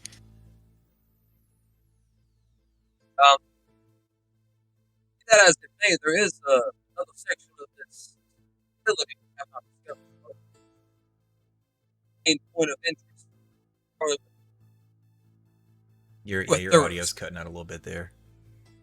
Oh, all right. Your thing's pretty far from your face. Well, it's not this one. It's this one. It's on the same one. There's another passage I think we should check out.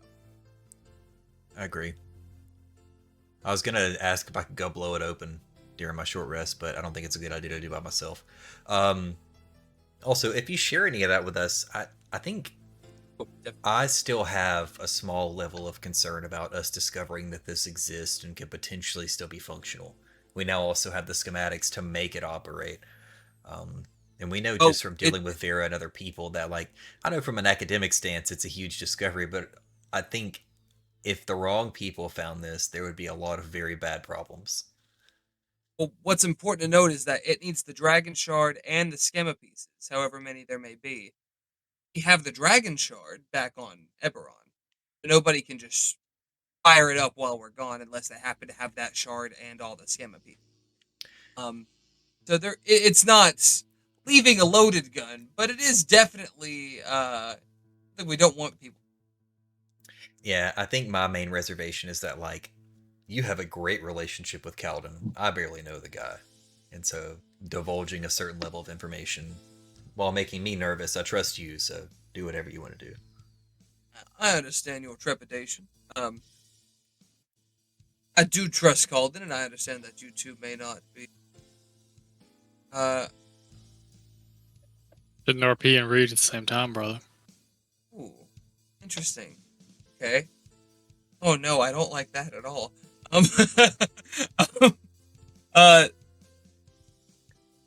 do think that alerting Professor Calden of this will actually provide us resources to protect it. Even the Crimson Codex, without the schema, will not be able to utilize this. Plus, we will be under control of we will have control of the shard with us at the ship. So it's not something that they could utilize while we were gone, as it were. At least in the depths of my knowledge. I guess that's fair enough. I just, in my mind, tighter lips might be best around things like this. Only really divulging what you got to people you really know well and trust. That's all I'm saying. Otherwise, I trust you plenty. You do what you gotta do. Agreed wholeheartedly. What does concern me is that the orrery and whatever this sister item were not just coveted by Kyber. There was something that they, the three, were protecting it. And how meta this is. I've become hesitant that if we pierce that veil, that is the Ring of Sibiri, we might open something we can't seal back. Are you implying that the ring is there more for protection than it is for separation? That's a distinct possibility, my.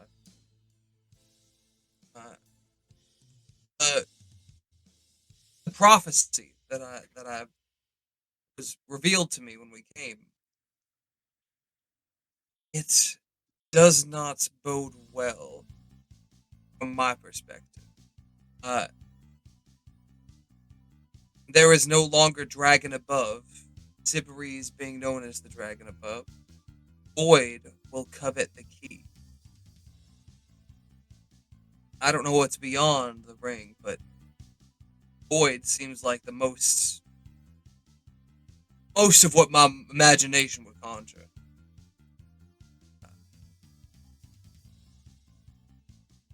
Comparing it to the Naga's chants. From the void we came, to the void we return. Breaking barriers prepares the universe's urn.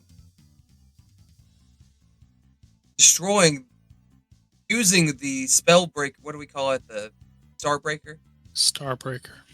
Using the Starbreaker helm would be more of a gamble than we originally imagined. But we can meditate over this at another time. We should try to see if there's anything else of interest here and then get back to Eberron as soon as we can. Agree.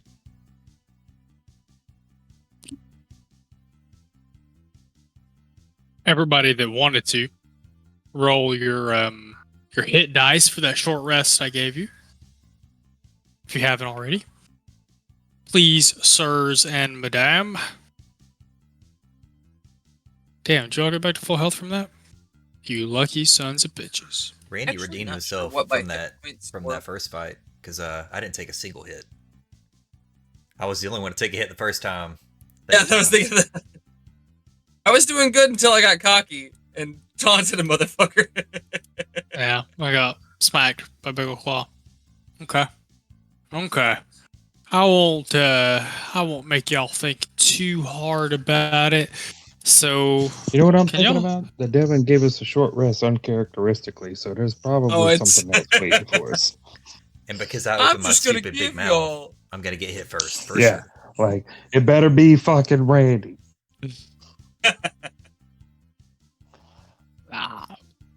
I was just trying to be nice because if my wizard friend spent 5 hours studying some books, I would take a fucking nap. Yeah. Personally, so it Where's doesn't. the bar? I'll say that. I still had Stop. 2 sticks of dynamite, and the whole time I was like sitting there like, should I stick this one in my mouth or should I stick this one in the rock wall? Like, I'm so tired of being here. I was about to say, it doesn't take y'all too long to figure out, even if you were to blow through this section of rock. Comes back to this room down here y'all had already explored. So even if you do blow a hole into that and make your way in there, you get in there and realize you've already been here before. The only section you guys have not explored, if you come down to the middle room where the shard was, is right here. Looks like some of y'all's tokens is already there. That's what I How? was talking about right there, but I got you. Yins are pretty, I shouldn't say expert. You've had some experience in demolitions. I won't make y'all make a skill check, a kajigger this time around, Good idea. to blast your way through here. I would say at this point, after this is the potentially the third blast, that like there's a lot more rumbling afterwards than you have heard previously. You guys gather if you were to continue to keep blasting through this installation, there could be some ramifications. But you guys make your way into this other section as soon as I remember how to reveal stuff to you guys. Blam, blap, blap, blap, blap. Blam, What? clap, the sound of my heart. It was on and No. reference Devin got it. Wow. Music I'm okay with. I can mostly do. This seems to be an so this particular section of the installation, let me go ahead. Since Echo can see in here, I'm just going to go ahead and do all of this. Blap. Bam! Like Elzar. Elzar from Futurama, not Elzar the Vampire. It's Elvira. What? I think you're thinking of Elvira? No, and Futurama, it's Elzar. He's like the chef. Yes. Do you know Hey, who vampire. Elvira is, Devin? No. I thought Elzar was Yeah. a spoof of like a Cajun Right. chef or something. He's a spoof of Emerald Lagasse. Oh, okay. Fair. Legacy? Right. All right, we're back into safe territory. References Devin doesn't get. Everything's Oh, it's right a with the world. Nickelodeon. Excuse me. Just want to say I said, oh, in this First- room, there's a Nickelodeon. Nickelogram. Yeah. All right. There's a whole gram in here, just lying on the ground, man.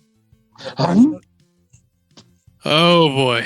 All right. So this Devin's playing section. Discord isn't on recording. That's Elvira, by the way. That's who Elvira is. Oh, I'm gonna go look while I'm talking. So She's known for her assets. assets. I see. Queen of Dark. What is she wearing? Her standard outfit, believe it or not. It's the bottom one. Oh, Is this in a TV show? Like, is that a character? Yeah, 70s, 80s. Yeah, a character. she's been around for quite some time. Okay. Anyway, I'll examine this later. Yeah, you will. I was thinking the same. Let's show them out like that. This section of the fortification seems to have at one time been a barracks. So this first room, let me ping. I gotta move to somewhere that's not this general chat real fast. This first section here seems to be like a foyer. This section is pretty ramshackle and run down. These little things you see here are what appear to be the very bare, very decrepit remains of bunks, like you would think of barrack bunks. And this seems to have been the section of the section where the dragons in giant form probably slept.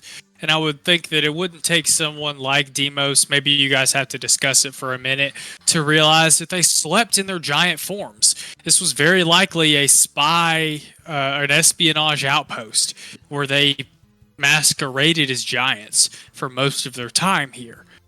I hate to admit, you guys have already got all the magical items that you're going to get, so there's nothing really super cool in here. It is just for the most part, seems to be an abandoned barracks. In this lower hallway or this back hallway? Yeah. Let me see here. What did I decide? Was it the magic of the friends we made along the way? You guys got you got an emerald pin, which Demos knows what that does. It's like it casts a certain spell and acts like a quick quotes quill. You also got an amethyst lodestone and a ruby weave gem that you've not identified yet, so you don't even technically know the name of those. Reveal areas. So what I think I had decided for this there's a little, if you go all the way back here, it used to be, the best you guys can tell, was probably a hangar. It seems there's lots of rock piles here. It's very difficult to tell that this was at one time a flat area. But you guys can look up and see that the roof seems to have extended a very long way at one time. It has, of course, collapsed in since then, thousands of years ago. But I would think you probably might find what would have been the first Spelljammers, or maybe the first airships. The corpses of them, I should say. This section particularly, and the section where the assembly wing is very ravaged by time. I don't have a better way to put it, I guess. Most of the stuff you're looking at now and have been looking at is not nearly as well preserved as the front half of the installation. Refresh my memory. In Zendrix, which is on it. We are in Zendrix, which is on Eberron, correct? It's a continent on Eberron. Yes, sir. Interesting. This may be the first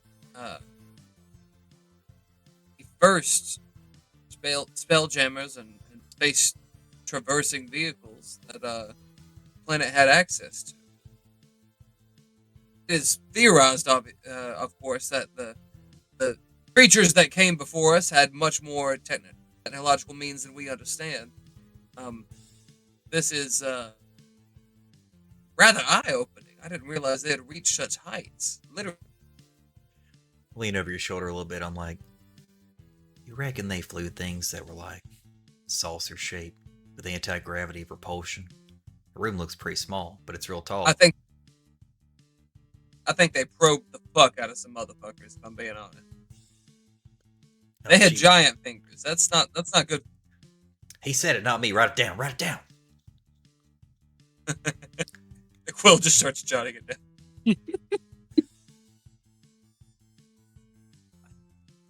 Doesn't seem like there's anything else of note. With that in mind, should we head back to Eberron? What we found? Level up.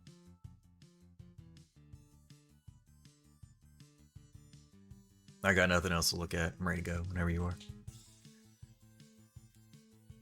Randy, who's been absent-mindedly like lighting and extinguishing the wick of the dynamite as many times as he can. Randy can't get out of his mind the fact that the whole throwing the dynamite into the ooze and blowing it up actually worked. Like, that's the highlight of his whole life right there.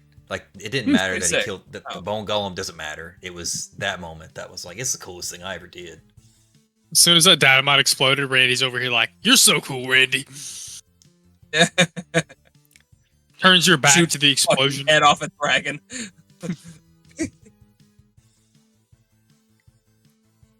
Okay. Right.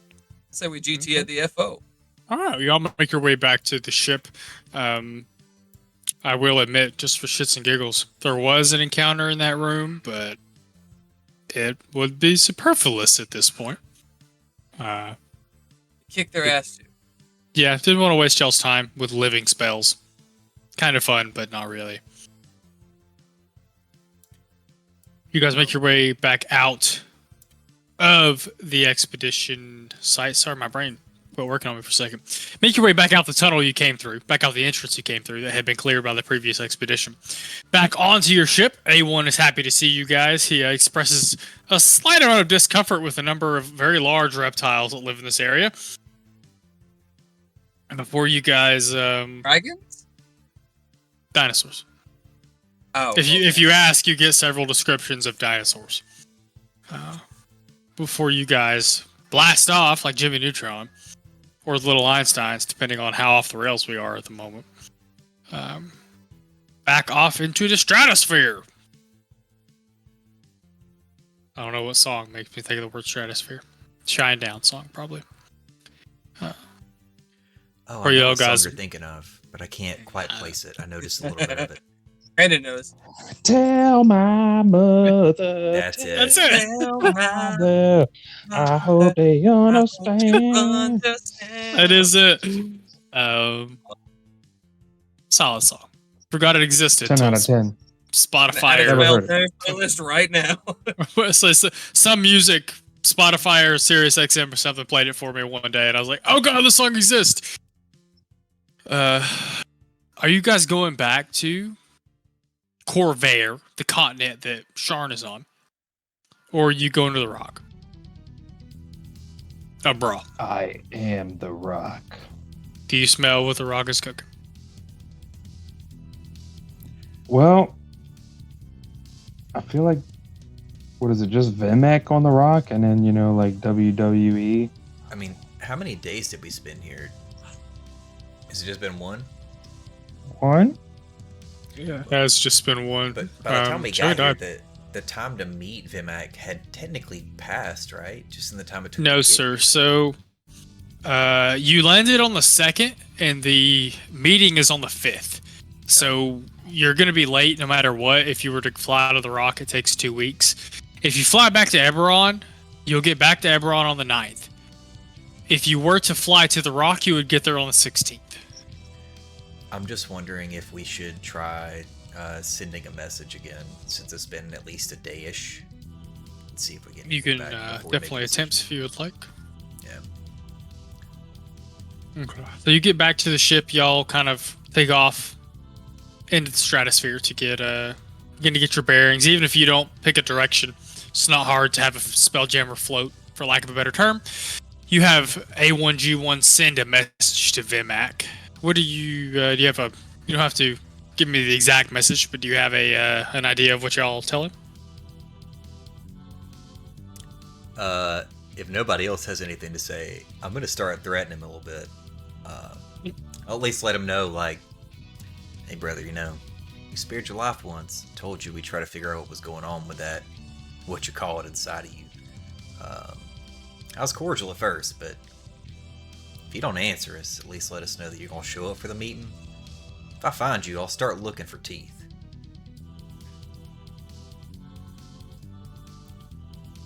A1 relays the message and waits for a minute. Waits for a little longer. Then eventually tells you there was no answer. Snap. When I find that son of a gun.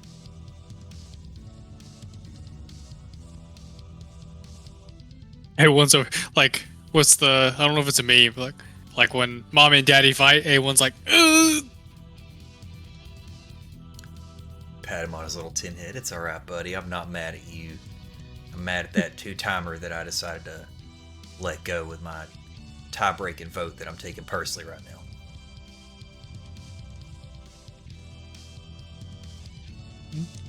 Anyway, so would you guys like to head to the Rock or to Eberron? Just so I know which direction you're going for the next X amount of travel.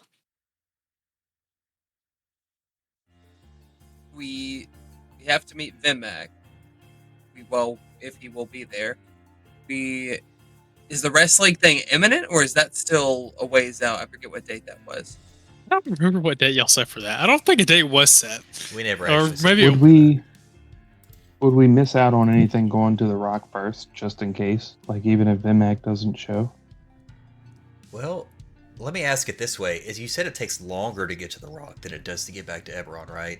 Would it behoove us just to go to Eberron and then use the Teleport. the fancy spaceman to teleport over to the Rock? Wouldn't that be faster? you would save yourself a week, yes, sir.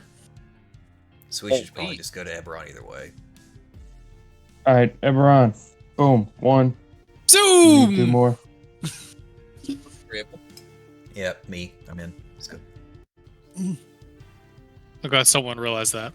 While we were having this conversation, I was like, that is the quickest way. I don't want to say that. So you guys zoom back to Eberron. Oh, hold on. I was typing something. Here we go. You guys were sent to that expedition site by Morgrave to collect some stuff. And I forgot to narrate this along the way, but you guys did find artifacts to take back to Morgrave to cash in. I have posted that in your chat. You got a decent amount of loot, plus those canisters of gem dust. So I placed that in y'all's chat if y'all are all interested in your party inventory. If you're interested in looking at that, go look at it. Have fun. Witness your artifacts. I'm just kidding. I just say artifacts. I didn't list anything specific. You guys make your way back to Eberron, you make your way back to Corvair, back to Sharn specifically, where your headquarters is, where Morgrave is, and all your contacts and friends are. Along the way, Randy, did you die? Are you here? Oh, the way Randy died? Oh no! Randy. He had to deal with kids, ducks, Randy- or animals, or cats. Randy had to use the bathroom. He'll be right back. Interesting. I also had to run. I'm like year 4 or 5. I don't even know. I'm jealous. I'm so mad. It's the first time that I've not made enough alcohol, like, ever. You have a whole shelf full. Just grab a bottle. But then I have to leave. Fine. Right back. We're waiting on Randy. Boozing. While they're gone, no, I've enchanted an item for Randy. He got the shield thing. I enchanted an item for Rix. He got the Misty Step. So Echo and Zephyr, I would like to enchant something for one of y'all. Either of you have something you think you would Enchant my want? leg. Y'all want Your some? third leg. I do Enlargement already spell. have a +1 longbow, but my scimitar is just it's pretty dear to me. So I mean, I don't want you to ruin it, but if you could somehow make it better, that'd be great. Well, thank God, ruin it or anything. I don't. I have mean, a like- lot. I'm trying to think Yeah. of what I can put on it. So BM question. Mhm. So Scimitar, if I were to enchant it with Ice Knife, or instead of dealing the Ice Knife damage on impact, or instead of dealing the Scimitar damage on impact, or whichever one ends up being more. That Ice Knife is a 1d10, but you don't get to add anything to it. I think anyway. I'm gonna press this. Yeah, it's like the impact damage, and then it also has the blast radius after the effect. It might be super cool if the sword's damage was the piercing or slashing damage, and then the explosion And then was it the pop extra. off of it. Yeah, That's kinda what that'd I'm be thinking. sick. But the Like a Ice Knife, separate damage dice. yeah. Like you'll have the So- piercing, normal, and then an AOE. What I would like to try to do is put a second level Ice Knife. So that's 2d10. Actually, let me look at that to make sure. Higher levels. So if I do it at second level, it'll deal 1d10 piercing on a hit, and then it'll explode. And as written, each creature within 5 feet would take do it at second level 3d6. Now, I don't know if that would be worth it for you, if you would, or if we could find a way to make it, target everybody but the person who is hitting it, since it's a melee attack. Cleave into them, and a sword. The ice runs along the sword, cleave into somebody, and then the ice shatters while it's cut into them. If that makes sense, but that's sort of how my mind's thinking of it. Who was the ice guy in fucking Bleach? Could I potentially work with Deimos? I can Hex, which is a 1d6 necrotic damage. Could I work with him and just get that added to the scimitar extra without having to take a bonus action? So an extra d6. So 2d6 plus 4 would what we'd be looking at. Maybe even limited uses, 3 times a long rest or something. So you're trying to get that extra damage added to your sword as opposed to casting Hex? Correct. So it wouldn't give you the disadvantage on ability check. It would just be an additional necrotic damage. I think you could do that. It wouldn't be as easy as just making it a first level or an uncommon item, because that's a little stronger than that. I would need to determine like how much gold and time it is worth to have like a whole extra die added to your sword. Are you saying for like every hit or something? If it's that's what I was saying, like 3 times a long rest, like a limited use thing. Yeah, or if it's hard to swing it that way, you That's could always a little easier. pop a charge into it with a bonus action or something to make it like action economy balance. Like I said, and it wouldn't give the whole disadvantage on the ability check, just basically extra necrotic damage. No, yeah. So for just an charges idea. and stuff, Like we can. For charges and stuff, it would be a little closer to what y'all have already done. If you wanted 3 charges a day or 2 charges a day or whatever, Hex is a cantrip, an ability, a first level spell, one of those. First level bonus action and concentration. First level bonus action. But this one wouldn't be concentration. Correct. We could also do the enchant your bow with ice knife, to where you have a shatter arrow, and then we wouldn't have to worry about splashing. Fuck, bro. Shit. I mean, yeah. What's your arrow damage? Hell yeah. Yeah. 1d8 plus 5, but when I do sharpshooter, it's 1d8 plus 15. So hang on, 1d8 plus 5. The average of that is about 10. The ice knife is a 1d10.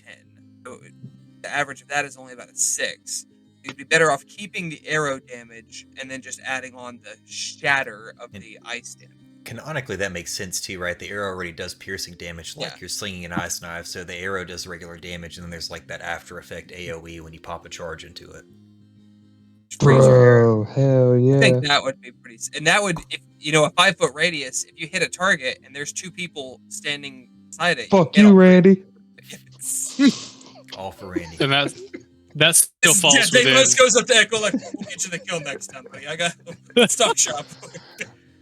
And that falls within the rules that we're already using of, it's a first or second level spell, so we can use the table we already have or whatever to get that done.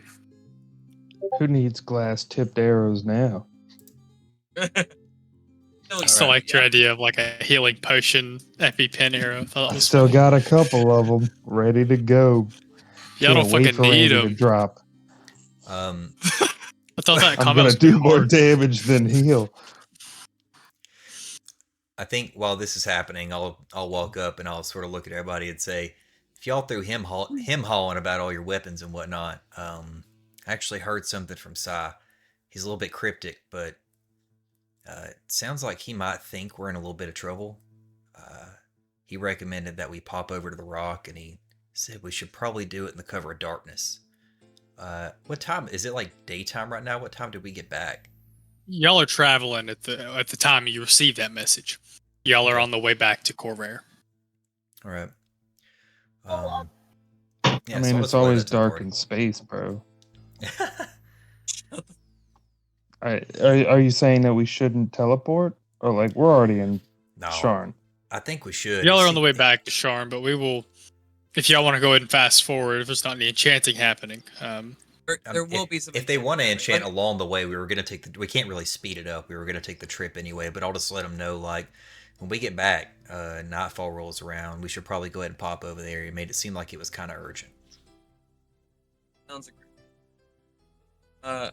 I will offer Echo one more option. So we have. I was looking at the ice knife. If I bump it up to a level 2, it's an uncommon.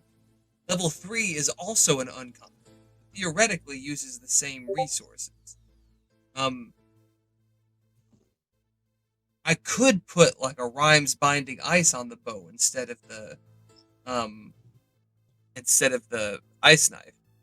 If I do a 3rd level ice knife, it's 4d6. If I do a 3rd level Rhymes binding ice, it's 4d8, but it would lock them down for up to a minute. I misread that earlier. Hindered by ice for up to a minute, or until another creature within reach uses an action to break the ice. the creature that's binded can't break the ice with an action. They could use an action to, yeah, them or another creature. So it just kills a turn for them if they fail. They still have to make a save for that though.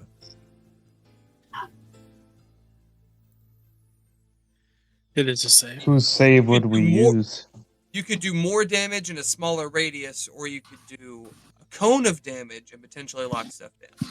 And I guess the question with that would be, in what direction does the cone move? Is it like you can launch it at the ground and choose which direction it goes, or is it like the trajectory from where you're standing? I kind of think it would be like the bow. Like that's like the origin point still, like because that's how the spell works for spellcasters. You just shoot the arrow and it like shatters out in that cone. It's like lining up I a pull would shot. He banks it off argue- a pillar and goes this way. I would argue it'd be a sphere from where the arrow lands, like a That's my first thought, detonation too. But I kind was of thing. wondering. That's why I asked. If So- you change the shape to a sphere, that would be cool. If it was a cone where it lands, that would probably be less effective. You'd have to be a I would lot think more of- picky about I would think a 5-foot radius spear where it landed. Sphere where it landed. Not spear. If it's a Poke, 5-foot poke. radius, that's the same as ice knife. Rhymes binding ice does 60 foot, like cone. That's a pretty big. 30-foot cone. Rhymes Well, binding so the ice- question is, how would you determine the direction of the cone? Would it just continue on the trajectory, which would make the most sense? If you went with the cone, I would rule it came out of the bow itself. I do think that I kind of agree with you that a 5-foot diameter spear from where the arrow lands works better. Because if you hit an enemy that's within 5 feet of 2 or 3 enemies, you catch all of them, and it's like an AOE arrow at that point. So you would rule that it's anything that gets hit within that 5 feet is gonna have the effect versus it being like if it's a creature that takes up a 10-foot space, that makes it weird. So my only thing about that is 5-foot radius is not nearly as much area as the cone is. If I do a 30-foot cone from Zephyr, granted this doesn't seem quite scaled right. Yeah, on that map it's probably not. But you're also shooting Well, an it- arrow. okay. Not only Well, are you getting a lot farther range, you're getting arrow damage on top of it. So some of that is rebalancing. If I'm not a great idea to let someone add 120 feet of range to their 30-foot cone. Oh no, I'm not saying so. I'm saying if you're gonna make a radius, I think it should be bigger than 5 feet. Like if I do this 30-foot cone, it's 1, 2, 3, 4, 5, 6, 7, 8, 9, 10, 11, 12, 13, 14, 15, 16, 17, 18, 19, 20. It's 20 squares. And a 5-foot radius only affects 8 squares. It's not a very large area. I don't even know if it affects 8 squares. No, Yeah, because if you're in the it's only 4, right? you're in the center of it. You're in Well, the no, center of you- it. We 5 can foot out um, would Yeah, reach yeah. 1 we square. could out. talk That would about be it 8 squares. during the week. I'm not sure if you would be able to enchant it in time before we got to Sharn. Would we? If it's a 3rd level, probably not, because it's going to take a long time, I think. Well, the That's all 3rd right. level and the 2nd level are both uncommon. They both should take the same amount of time, which is Okay. 500 gold.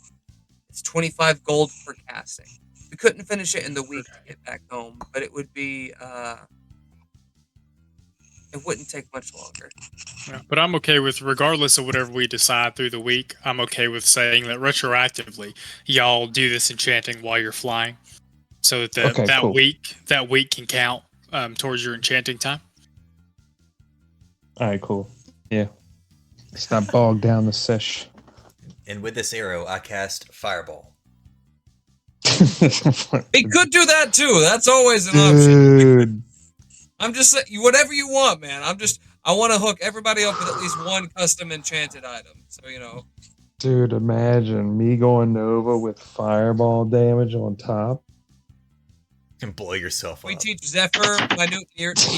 He just makes like soccer balls and just like fucking bites Randy them. is dying. Facts.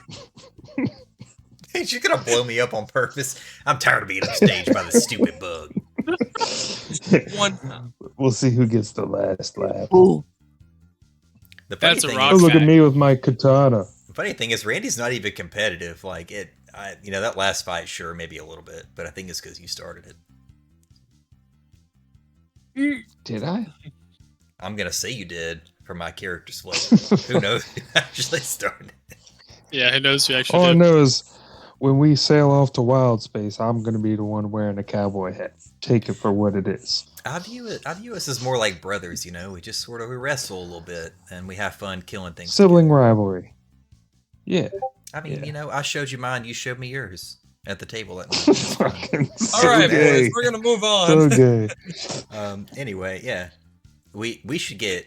Excuse me, sorry for the aside. We should definitely try to get back. Hold as up. soon as we can. Sai's messaging you? When did that happen? It turns out I don't know, Sly. but no, not Sly, Sly. not Sly. Sly really. It's not really is. Okay. I think it's because we're buddies. I don't really know how he got it to me. What I can tell you for sure is that it seemed urgent, and he wants us there ASAP. To the rock. One second. I gotta read what I typed there. I didn't make that clear, but by your friend, you think he means Vimac. Wait, Gotcha. Vimac is in the I rock? read that as On the your rock? friends and yourself. No, like a that's party. entirely my fault. He is meaning Vimac. Gotcha. That's what I get for typing and listening to Joey at the same time. All right. I'll relay that as well. It sounds like maybe Vimac's there, or at least somebody. It's not us. And he thinks we're all in a little bit of trouble, so I guess be prepared. Fucking Vimac ratted us out. Let's turn my fucking toenail backwards. Please don't kill me. I'll give you the people that over strengthen me. I mean, y'all are pretty confident Sai really is on y'all's side. Y'all make it back Vimac. to... Oh, Vimac well, sold us out. So he had those weird voodoo powers. He got real strong with a ghost. who knows? And he was talking how he was gonna have to die because his organization was like, we'll kill you. So People he gave hired him, us- not necessarily his organization. Okay. Y'all make your way back to Corvair. Y'all get a nice little landing. Y'all don't have to land at the dock and deal with customs and all that fun shit. Y'all can just get to land back on top of your roof at Mantis HQ. I guess I'll be kind enough to flip-flop y'all to that map real fast. Fucking toe hurts. That fucking Also, hurt. God damn it. 7-day flight time. I assume we get a long rest. Absolutely. Smack that button. Smack that long You're at rest. it. Speaking of, Smash smack that that like and subscribe. subscribe. Oh, in Thank you. tandem. I was about to do it, but y'all beat me to it. There's not a place for me to put the highlight on for when I do it, so thank God one of y'all did it. Give us a big thumbs down for Randy killing that golem. If you hate Instead of Randy as Echo. much as Echo does right now, give us a thumbs up, like and subscribe. There you go. Okay. Make it a positive. I love it. I'm all about it. I like it. I love it. I want you all to hate each More other. of it. I tried so hard, I can't rise above it. Don't know what it is about that little gal's loving, but I like it. I love it. I want There you go. more, I couldn't remember that much of the song, so you did pretty good. Fucking 90s country. I don't know. I can't stand country music, but goddamn, 90s country just hits different. There's like 3 country songs on my liked playlist, and one of them is "Save a Horse, Ride a Cowboy." It's like the most obnoxious country song ever. Woof. Not wrong. So it's okay. This is the life I live. I've accepted that.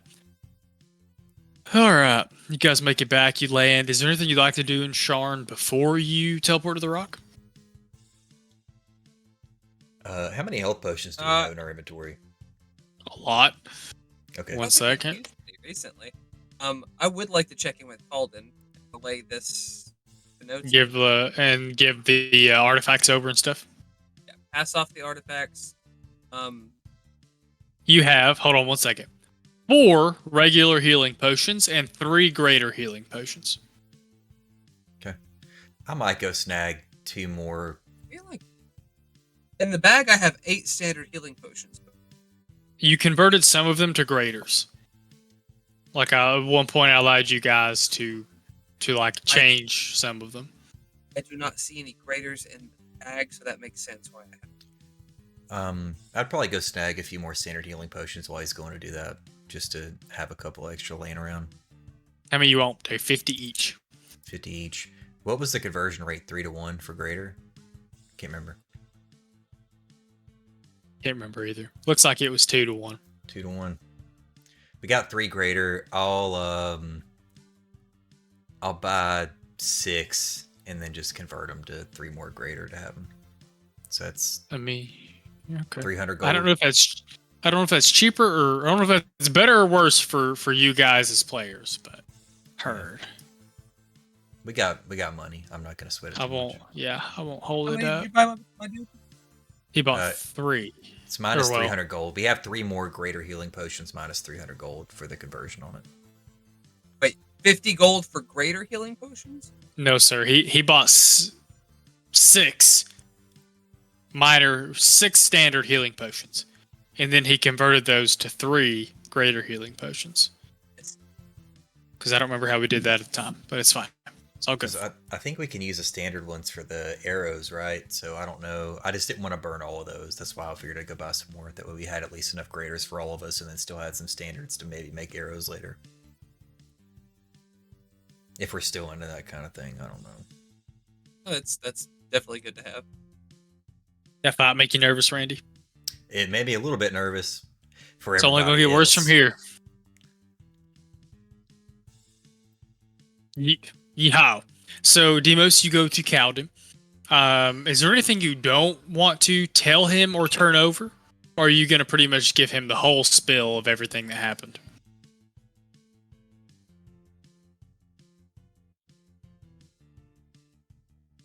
Also, I'm your screen inclined- has some pretty blurry light. Some blur. I'm inclined to tell him Okay. who sent us on this expedition. I'll convey with the part, converse with the party before this.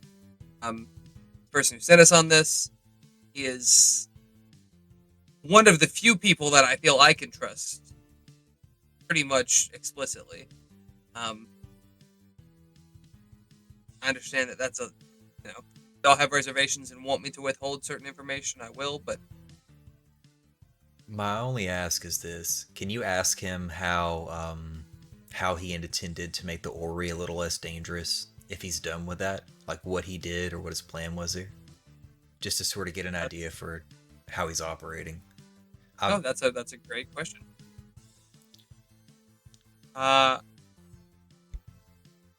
Okay, no, I will relay that.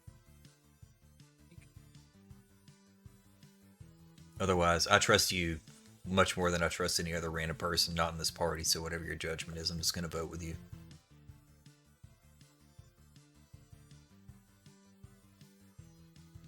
I don't hear any opposed. So I assume we're good to go. Yeah, I think I will tell him everything.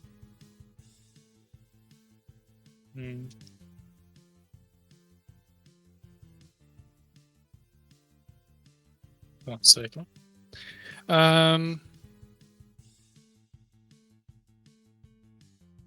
Sorry, my brain's processing multiple things at a time. How do I smell smoke? Yeah, can you see it come out of my ears? So I think he would be, originally very excited that you had literally made some discoveries that were undiscovered. You gave him a lot of material. He doesn't know what schema pieces are. He doesn't particularly understand anything about the items that you read about. He seems relieved that there has been corroboration. I thought that this item could be dangerous, but the fact that the progenitor dragons were tasked with guarding it is fucking terrifying. Pardon my language, Demos. Oh no, it's batshit fucking crazy. No, I agree. So he is. He does offer, to. I don't know how this actually works in real academic circles, but he offers to kind of do some of the legwork to get you the credits for this, for lack of a better term. And he says, I'll contact the board, the Morgraves board. I'll tell so and so that you've made these discoveries, et cetera, et cetera. He offers to begin the process of getting you the credit for making academic discoveries. What did Randy want you to ask about the making the aura easier to use? He had mentioned trying to not contain it, but harness it differently or something. I was just curious how he planned on going about that, like how he was planning on approaching it, or I don't know if he'd be done by this point, but I was more or less curious, like what he was doing to it. He is done with it. I need to actually write out the quote unquote stat block for the item. He would give Demos what is essentially a ring, kind of like so I've described before, this orrery looks kind of like a globe without its little stand, because it seems to have meant to float, not be upheld by a physical stand. But this looks like a circle, a circular circlet, my brain don't work, that Demos can tell pretty quickly is made of one of each of the 3 different kinds of dragon shards. And he tells you that this should provide it a minuscule amount of power by its standards. It makes it a little easier to use and a little less dangerous to use. I need to make that stat block, but I think it gives you advantage on some of the saves that you need to use it. I'll have to find my notes, particularly about how it just makes it a little less dangerous to use while it's not powered. So he was building a tool to harness it, not like actually tinkering with the device itself per se. He was building something to try to make it easier to use. Okay. I don't know that anyone has. It's been pretty well established. It drinks a lot of energy. So, they've gathered multiple mages in a circle and attempted to feed it energy, and it's still killed some apprentices by drinking so much energy. It's not too terribly difficult for Demos to surmise that it needs a large power source.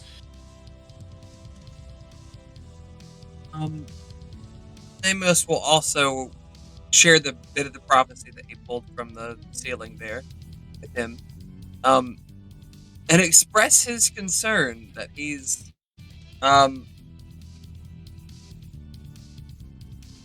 based on what he's seeing of the prophecy as of late.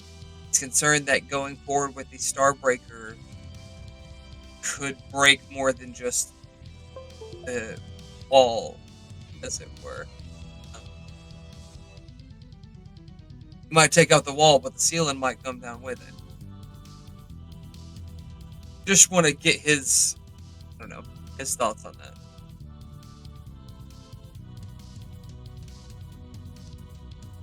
Make an insight check, Demos. Oh no, don't tell me that! Oh, I might use a lucky point for this. Hang on, I get to roll 2 new ones. Hang on a second. Boy. Oh boy. The 4 and a 9. Fuck. Okay.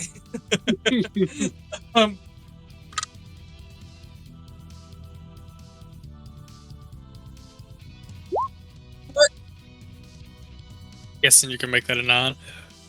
Or, well, 11. I'm gonna use it a lucky point. Oh, okay. Oh god! Nobody else is in there, right? I'm gonna use another lucky point. I mean, I went kinda up potion to shopping, Demos. so Sounds That's true. so You did go potion. I got a 17 using 2 lucky points, and I'm gonna make. If he made a deception roll, I'm gonna make that 4 plus whatever gets to add. 17. I don't know if I'm using. That's a lot of shit. I don't know if you want to let me do all that, but that's what I would like to do. 'Cause he got me to that. For a 17, Calden seems very conflicted. You can tell that I think you all should do what you believe is right. You have gathered powerful people around you. You're a powerful person yourself. It's not up to any of us what you all choose to do. You control your own destinies, but to know what is beyond the storm may be bigger than any of us, regardless if we're crushed by the ceiling. You gather he is very conflicted. He doesn't want to bring doom upon the world. He doesn't want to hurt innocent bystanders, but he is willing to do whatever it takes to learn for the possibility to see what is beyond the veil. You also may gather with 17, I'll say that he knows as well as you that the prophecy has multiple interpretations. You probably gather that he is being optimistic. He thinks that maybe if you guys do things the right way, that things work out for the better. to be clear, that's how I kind of read it too. I know that prophecies are meant to be scary, but the way that I originally read it was more like creation versus destruction, like creating infinite possibilities, and like maybe even inciting a new like creation, not engine, but like creating an expanse of space to go explore.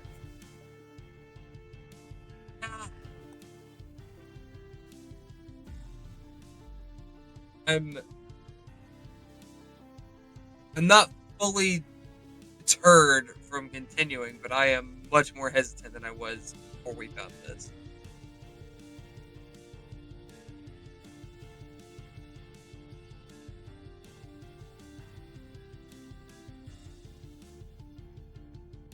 I don't blame you. But, like I said, though, that's his stance on it, it seems. He is, of course, always the academic. He, as soon as Bree said, we're going to break that fucker open and see what's on the other side, Calvin was like, drooling. He wants to know, man.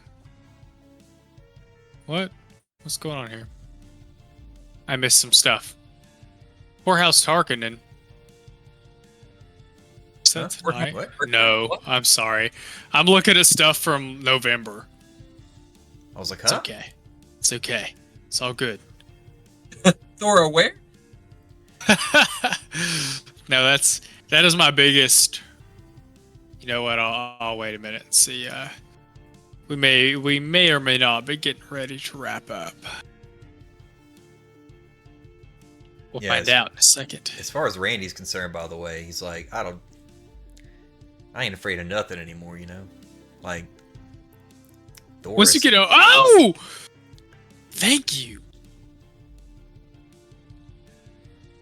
You all go to level 7. I was reading and narrating at the same time. So hit your level up, do your level ups, do your things. Do the things. Enjoy that.